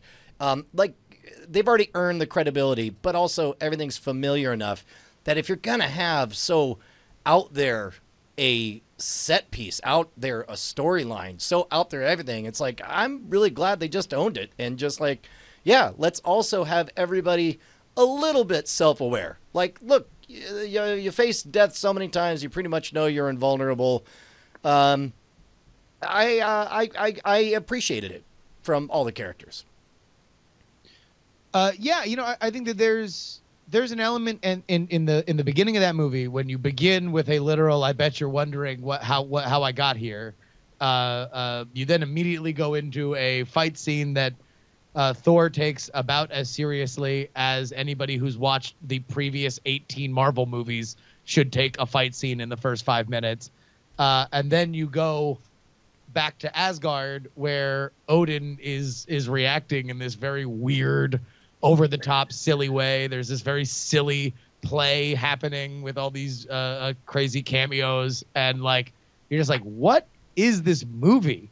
Like, what this is just, it doesn't even feel like it connects to the other films or what we've seen of Thor beforehand. And then I think it kind of, with the reveal of Loki, you kind of like, oh, okay. This is its own thing. That's interesting, because maybe I got a different experience, because at the Alamo Drafthouse they did a really good 4 5-minute chunks of the previously on Thors. That was all the story, the first one, the second one, the third one, the fourth one. So it was very fresh in my mind that the last Thor movie ended with Odin being impersonated by Loki. So for me, there was no disconnect. There was no wondering what was going on. Like the moment I saw him popping grapes in his mouth, I knew it was Loki, and I knew that he was watching a play for his own bemusement, and so I was instantly on board with all that. Yeah, no. I mean, I saw it at a draft house. I saw the same thing. I think it's just for a lot of people that. Wow. Yeah. Jump in there. Can we talk about the players in that play, though? So yeah, I was on, and to be clear, like the first Guardians of the Galaxy I loved, and I love to see the fun side of the Marvel. And the way I describe, like, I don't have a problem with the humor. If a friend of mine was telling me a story and about some funny thing that happened, or the funny night, or whatever, and I believed, and it was a believable thing, like, yeah, that was crazy, and that was like how I felt about Guardians. That's how I felt about this. Like, yeah, it's a lot of humor. But it's not like I don't like Family Guy for a lot of reasons. I'm an admiration of Seth MacFarlane, but that show, it's like they will just cut to a non sequitur joke that has nothing to do with it. And my issue with sometimes some of the Simpsons stuff, I say this as a guy who's supposed to go to a live read on Thursday, by the way, table read. Sometimes when they go into that absurdist sort of realm, they break that wall too much. I'm like, I lose its grounding, but I always felt these characters were grounded, and I always felt like they were real in the Marvel universe, and this is a universe where we accept Asgardians, and I think that the first Thor movie doesn't get enough credit for the fact that it had to be there to establish the whole cosmic aspect to everything, give us our first aliens, give us all of these things, and it did in a very good way. Yeah, I agree. But specifically, I loved finding out who was playing those characters in the play. Andrew had to tell me. I didn't pick up on any of it. Like, I think like they were lingering on the faces long enough that I'm like, oh, these are probably somebody. But maybe it was the few drinks I had before the show, but I didn't pick up on. I didn't either, and it wasn't until the Odin is played by Sam Neill from Jurassic Park. Okay. Luke Hemsworth plays Thor, so that works. And was he credited here playing Loki? Not credited, not officially credited in the credits, but not officially credited in the credits. Oh, who is Matt Damon. Apparently, in an interview with Kevin Feige, they're like, "So how'd you line all that up?" And he's like, "Well, Taika Waititi was like, all right, I'm going to get Sam Neill for Odin, and we thought it was really funny to have another Hemsworth play Thor, so he was the Hemsworth we got. And then the main Hemsworth was like, oh, why don't I just call my mate Matt? They're like, who? Like, Matt Damon. He's like, yeah, sure, call Matt Damon, see if he wants to be Loki. And sure enough, he flew down from like New York so he could do it. And it was great. It's just that, Matt Damon's one of these people that, because he plays a variety of roles, his weight fluctuates, right? Yeah. He can go from Jason Bourne and be just lean and mean to Suburbicon and this. So this was probably Suburbicon Matt Damon, so unrecognizable. I'm looking at these characters, I'm like, all right, that's Sam Neill, that's awesome, because he was in, Hunt for the Wilder People. We got what's her name? I'm gonna pull her name up again because she was amazing. Rachel House who was playing, the Grandmaster's, henchwoman, she was awesome. But for this, I'm like, Thor, like, that's supposed to be somebody. Who is that? And like, oh, it's, that we jokingly call him Bobo Hemsworth from Westworld. And then like, I'm looking at Loki going like, that's gotta be somebody. It's gotta be somebody. And then afterwards I had to find out it was Matt. I'm like, oh, yeah, that's great. And I think that did a good job of kind of setting the tone where, they established like there's trouble. And you know what? Even though in that opening scene, they were directly setting up the MacGuffin that was going to save the day at the end, it didn't feel heavy-handed like that. And I think the jokiness, that little timing bit with the spinning around on the chain and all that was pretty good camouflage. So that was very satisfying when you got that. Yeah, you know what? Asgard is the people. Screw it. Let's let them destroy the whole thing. Bye. Yeah, I like that opening scene too because like I think that like Thor has grown. Thor's time around smartasses like Tony Stark and other people and Natasha, etc. I liked it because I say, okay, I'm watching, the evolution of this character, and that the idea of like, hold on, that he would do that to annoy the guy, he's always been a braggart. He's always been full of himself. And now he's got this new kind of Tony Stark sort of level way of like, oh, wait, hold on. So as I was saying, and these otherworldly monsters have no idea how to deal with this sort of, Earthman humor. Yeah, well, and you know what else you figure out really quick is they've done a great job of having each section of the Marvel Universe have its own kind of aesthetic palette, such that it was so fun watching the movie a second time with the kids and the wife, because the very second you see the sparks flying in a circle, like Penny's eyes just lit up and a big grin, came on her face, and she grabbed my arm. It was just like, Doctor Strange, it's Doctor Strange, and sure enough, it was. That was the line. I just the next morning I just couldn't stop laughing at was the. So Earth has wizards now, and then he like breaks the artifact or whatever. Yeah. just leave it. Just leave it. It's just so funny. I mean, but you want to know? So I was talking with Andrew about this earlier today, and something that kind of clicked for me in thinking about it is that obviously what we do in Shadows was such a statement for Taika Waititi as a movie, but really, the more you think about this, this is his take on in the way that what we do in Shadows was like, okay, if you're a bunch of vampires living in the modern world, what does that mean? What are your conflicts? Like, what are the issues that you have to do? How can we humorously play against these tropes that you know? And this is really that for Asgardian immortals, right? Like, what do we know about Asgardian immortals? They're more powerful. So what if we take away their power? That they rule over people. We're going to make one a slave. And now he has to beg, borrow, and steal with the Hulk to be like, yeah, we kind of need you to help me punch things. Normally, I don't have a problem with that, but I'm gonna need it for this larger thing. It really is great. Or even like Loki as a character, the idea that like, okay, well, Asgard is this place that you have fought tooth and nail and shredded your reputation to rule. What if it didn't exist? Who are you now? Make these decisions. And that the further I got away from it, the more that kind of crystallized. Speaking of which, now that you brought up the Hulk, watching it the second time, I just was obsessed with the question of what must it have been like in the alternate universe where nobody knew that Hulk was the Grandmaster's champion. Like, can you imagine what that moment would have been like in the theater to have that be a surprise? And I understand it's the devil's bargain. I mean, we all had that moment as fans when the trailer came out. And that's what got our butts into the seats. So I can't get too upset about it, but I just am fascinated by wondering that. Yeah, I agree. It's that. But what I liked was there were surprises in this movie. There were delightful surprises in there, like the cameos and finding out that who else there. They got that. That was nice. And then, part of like Tess Thompson's character was great. Oh yeah.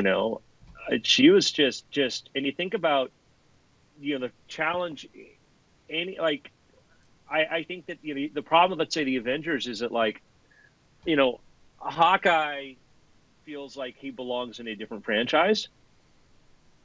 Right. And I would say Black Widow, we've yet to get really. I mean, best Black Widow was probably, in my opinion, Winter Soldier.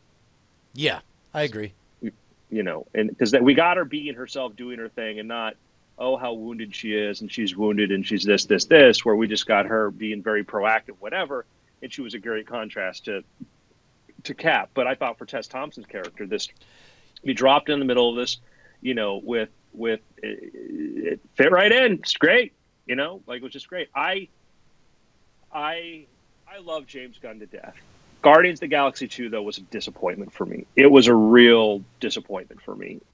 I watched Guardians of the Galaxy 2, and I'm kind of like, at the end of it, I'm like, all right, I'll just check that off the list. I've not seen it since then. This was a movie I walked out of the theater and I couldn't wait to bring, friends to go see it. Yeah, I enjoyed Guardians of the Galaxy 2. Okay. I liked it. I liked it a lot for what it was. But I think that Guardians of the Galaxy 2 suffers from the same thing that the Avengers franchise, and even you saw it in Civil War, just overcrowding. And by having fewer characters, because there's only 2 core Marvel heroes in any scene at any one time in this entire movie. Yeah. Well, and as a result, there's plenty of room to breathe, and I get excited about meeting new characters that I don't already have baggage, and I'm not waiting for them to wedge in their one trick or one-liner. I hear you. I guess that I will defend Civil War because everybody had a motive. And Guardians, you're watching Peter Quill literally for 2/3 of the movie just go from room to room, waiting for things to unfold. I think that probably to me is my biggest criticism with Guardians 2 is that there's a lot of we all laughed along as Red Letter Media talked about the shot reverse shot problem of the prequels, where it's just a bunch of people on couches talking, and there are a lot of people on couches talking in Guardians 2. They go to a place, they stay in a place. We obviously know that this is an evil place, and eventually we get where we wanted to, where we leave, right? And there's an element to Ragnarok where you realize early on, okay, we know you got to go back to Ragnarok and you got to defeat Hela. But I think the journey is a little bit more linear, and they are constantly working step by step to get there. It's not like the entire movie takes place in the slave pit with Thor talking to the rock Kiwi. Yeah. Who I wanted. As far as. Oh, sorry. Go ahead. Yeah, there's somebody that Bryce says maybe Marvel can't make that decent second movies. Winter Soldier was amazing. Yeah, it was amazing. It's one of the best Marvel movies ever, in my opinion. And listen, Civil War was a great second Avengers. So. Yeah. I see what you did. The Avengers are still my least favorite Marvel movies. Even the first one? Oh yeah. Wow. Oh, wow. I was thinking about the first one today because there was everybody was dumb. Everything that you're like, why did you put this cube here and start do this? Oh, that fell apart. Why do you have Hulk on board the helicarrier? That's dumb. Everybody this and then all these come to Jesus moments in that. I was just. It was very much a writer putting people in position to have things happen to them. So. I'm just saying, and I love the humor here was organic and not just a bunch of one-liners. That's not to disparage anybody who may have directed Avengers movies and the upcoming Justice League thing. Their humor always comes from people saying funny things and not really funny situations. And I loved in Ragnarok, Banner is like, now is his moment, and Valkyrie doesn't know who he is. There's that funny familiarity. He's like, don't worry, I have this. He just jumps off and clobbers himself. Jumps off, and you're thinking that he's gonna midair transform into Hulk. You're gonna get the Hulk, with the Hulk instincts, but no, flat, crumpled onto the ground, and just this broken, ungainly, pathetic fail. You're like, oh my god, that's the best part because you know what's supposed to happen. Like, he's gonna Hulk out, but that moment of just nobody gets to be perfect in their moment. You get the introduction of Valkyrie. She throws off the bottle. She starts to swagger down the stand. She falls over. Thor trying to be impressive in front of Doctor Strange. It is just, I just loved it. Well, and like, I think they were human. That's one of the things that really works on this. Is I equally would be interested to know if it's a good movie if you've never heard of any of these characters or seen any of the previous incarnations of any of it. I wonder if it just looks like a silly slapstick movie, or let's say you didn't even know that Banner transforms into Thor or Thor into the Hulk or anything. I don't know. Find the one person that's missed out over the last decade of these movies. That would also be interested in seeing. O.J. Simpson? The third Thor movie. Yeah, we'll get O.J. Simpson's take on all this. I think that because even there's that running gag with the Age of Ultron, like hey big guy, like sun's getting low, little thing that Black Widow says to Hulk, and like obviously that's played for laughs throughout the movie, but then you see this kind of moment at the very end. Yeah, I just loved that where hey big guy, sun's coming down, that almost was whacked. And then what I loved about Loki was everybody gets who Loki is, and that's what drove me nuts about Loki was like he's like he's deceiving everybody, but you're like, you guys are dumb that you're not kind of catching on to what Loki does. And I love this because now it's like Loki's kind of like the guy that says the same jokes over and over again. Everybody knows what he is now, and so Loki doesn't get to be menacing Loki now. Yeah, well, and I guess that's the thing. I always think of the first day of school, the teacher could be a hard ass and then eventually relax and get funny and cool. The cool, funny teacher on day one never, ever commanded the respect of the class ever again. And I feel like this is the right progression for Loki because he was genuinely menacing in those early movies. And he really seemed dark in Avengers. And that's part of what was so satisfying about having him get ragdolled by the Hulk. Which, by the way, by Doctor Strange, like there's somebody like I was falling for 30 minutes. Yeah. I love that moment in that scene when Loki comes after him and he's just like, okay, bye. Just like bye. Swipe left. And like and a witch. Like what witch? Like why are you dressed like one? It was just such a. Banner's performance was excellent as well. Befuddled, but like stepping out of the way of the story to just like I've been the Hulk for 2 years. Like he wasn't overly mad about it or upset or terrified. Just sort of like, what is happening? He's like the proxy to the person who walks in halfway through the movie. Like, what the hell is this? What is going on? Like, F my life. He's used, and then he's like, like he's on another planet, never on another. It's like it's a planet designed to get me, make me anxious. And then there's the big Hulk festival. They all got the Hulk stuff all around. You're like.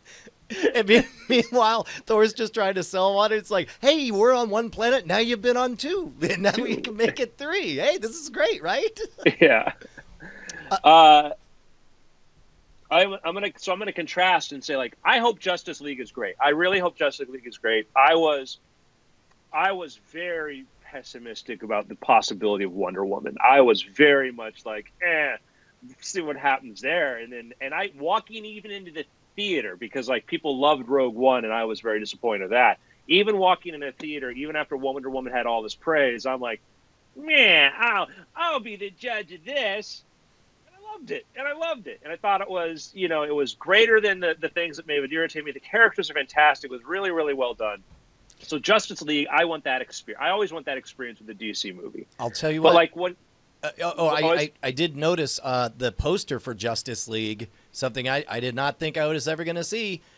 Very prominently, right there in the center of the badass hero shot, walking towards the screen, was Wonder Woman, flanked by Batman and Superman.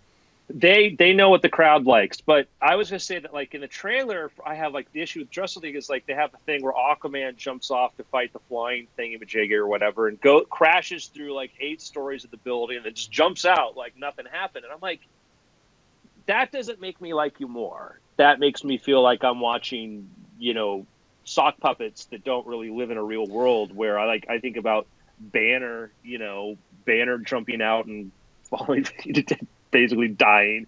I think about Thor, the clumsy Thor, or the Tessa Thompson's Valkyrie is just the stridently and just falling over flat at drunk. These things, I love that. These are how, and I wonder, is DC making a mistake in their characters and trying to make them super, super powerful and super cross? Like some of the best moments in Wonder Woman where you're like, maybe she won't be able to make this one. Maybe this is going to be a little bit more.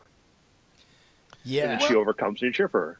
And I think that they certainly were in tune with the humanity of Wonder Woman to make that work. One of the many problems, I think, with Batman versus Superman is that it was more interested in making Batman a dark or sinister figure or somebody that has lost his way than the core interesting mechanics of a Batman versus Superman fight for me, which is this is a human and here's a god. How does the human deal with the god, right? And that's that final climactic battle in Dark Knight Returns is great in kind of giving us a mechanical understanding of this is how somebody who knows this person better than he knows himself can overcome for this power difference. And in the comic, in the comic, yeah.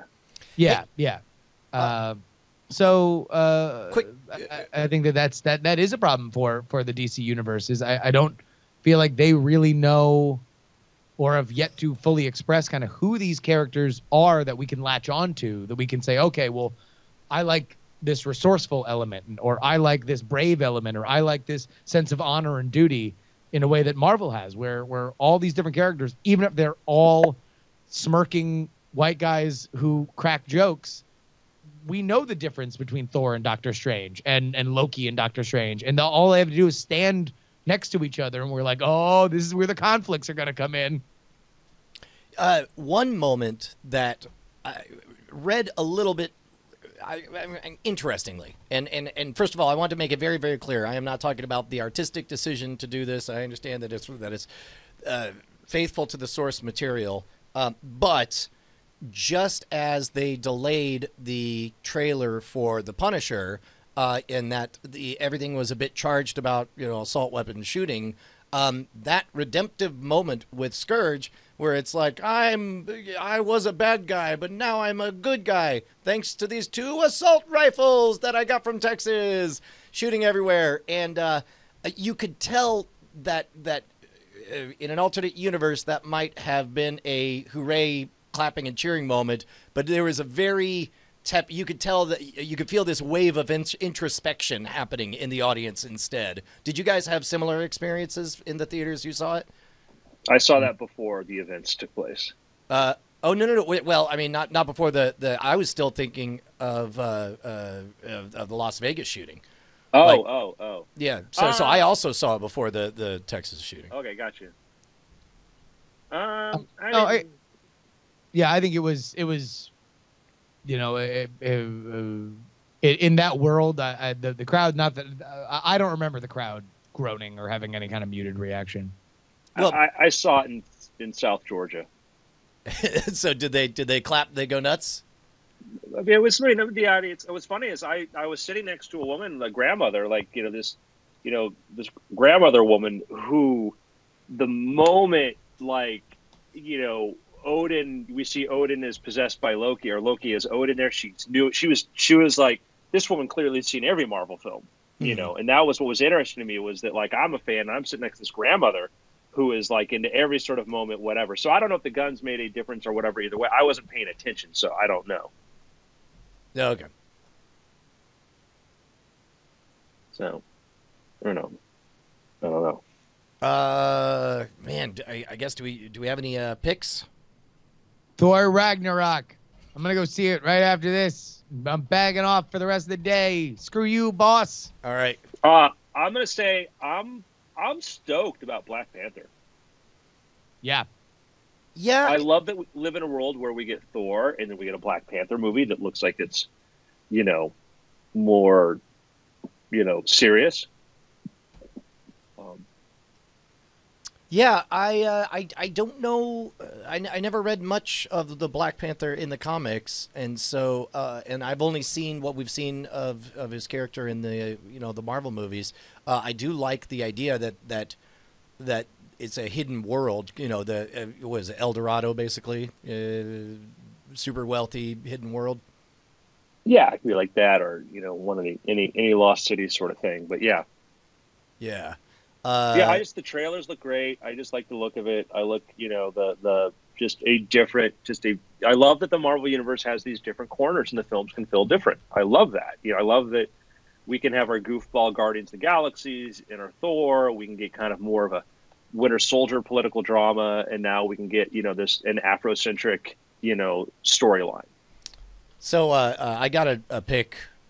It's a Netflix original. Check out Judah Friedlander's "America is the Greatest Country in the United States."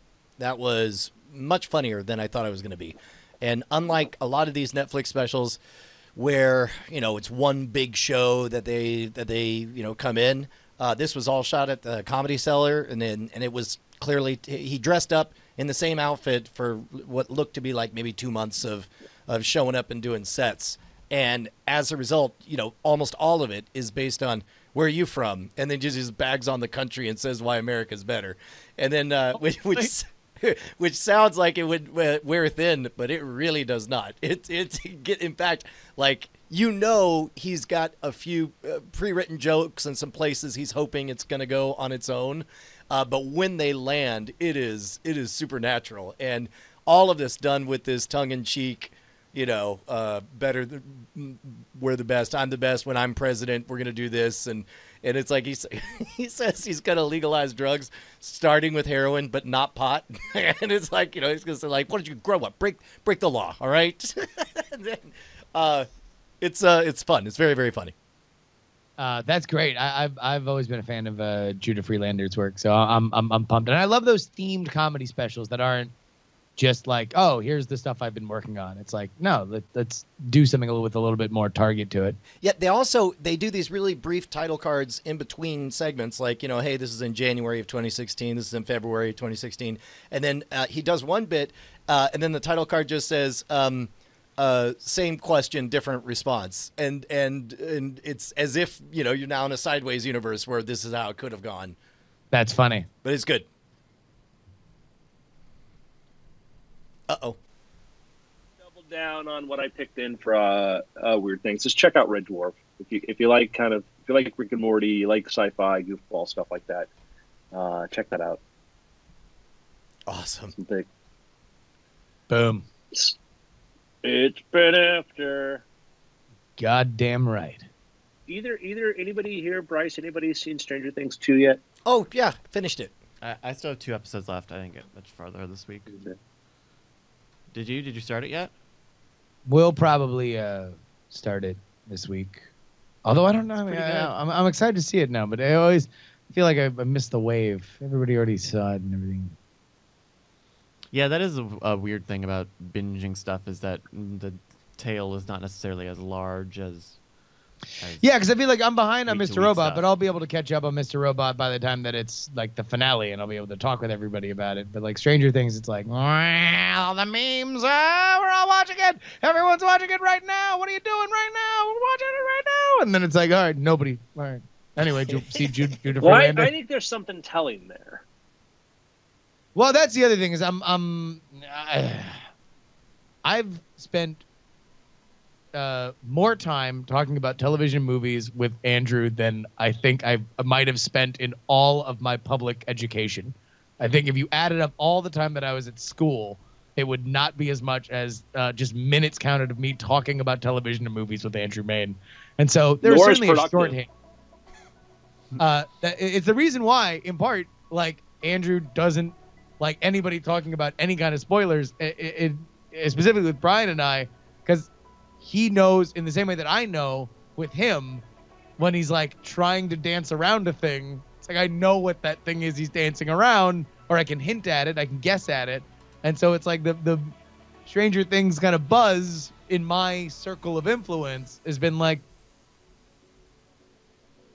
Stranger Things? Like I feel like that would, if I were to sum up the buzz as I'm reading it, is shrug emoji, Stranger Things. I'm gonna say we don't have a True Detective situation here. Oh yeah. Well, although I'm more of an apologist for season 2 of True Detective. I think that problem with that show, they had 4 very interesting characters, and we didn't get enough of in any of those 4, and they should have just had 2 interesting characters again. Well, and that was, and it's similar to that was Palazzo was rushed into that. Mhm. You know, he's a guy that likes to take his time, be methodical, and all that. HBO's like, all right, season two, and I think that that's the problem with Stranger Things 2, season 2, is I think that it was just I was excited that we were going to get this sooner than having to wait like another year, and now I'm like, maybe that would have been a bad idea. Yeah, could have waited. Could have waited. Wow, Taz the Man says episode 7 though. I think I just watched that one. Do you mean that? I didn't care for it at all. Yeah, I was mirroring your thoughts about it when I watched it this morning. I was like, okay, this is great, but I don't know why we needed to do this whole thing. Yeah. Necessarily. Yeah. If that's the one I'm thinking is. But maybe it plays. Maybe it's a thing later. I don't know. I always think about like weird stuff like this. Is like, okay, well maybe they're trying to set up something in a later season or something. I mean. Yeah, that one. That. Yeah. I don't I mean, it's spoil it like for I mean, Jen. but here's the problem: is Elle didn't need time in the woods. She spent all her time in the literal woods. So I don't know. Anyway, sorry. Yeah. All right. Well, we're gonna cut it off there before we spoil anything. Yeah. else. Bye. Hope Love you you guys have a guys. good- Back for Cord Killer soon. Yep. Bye.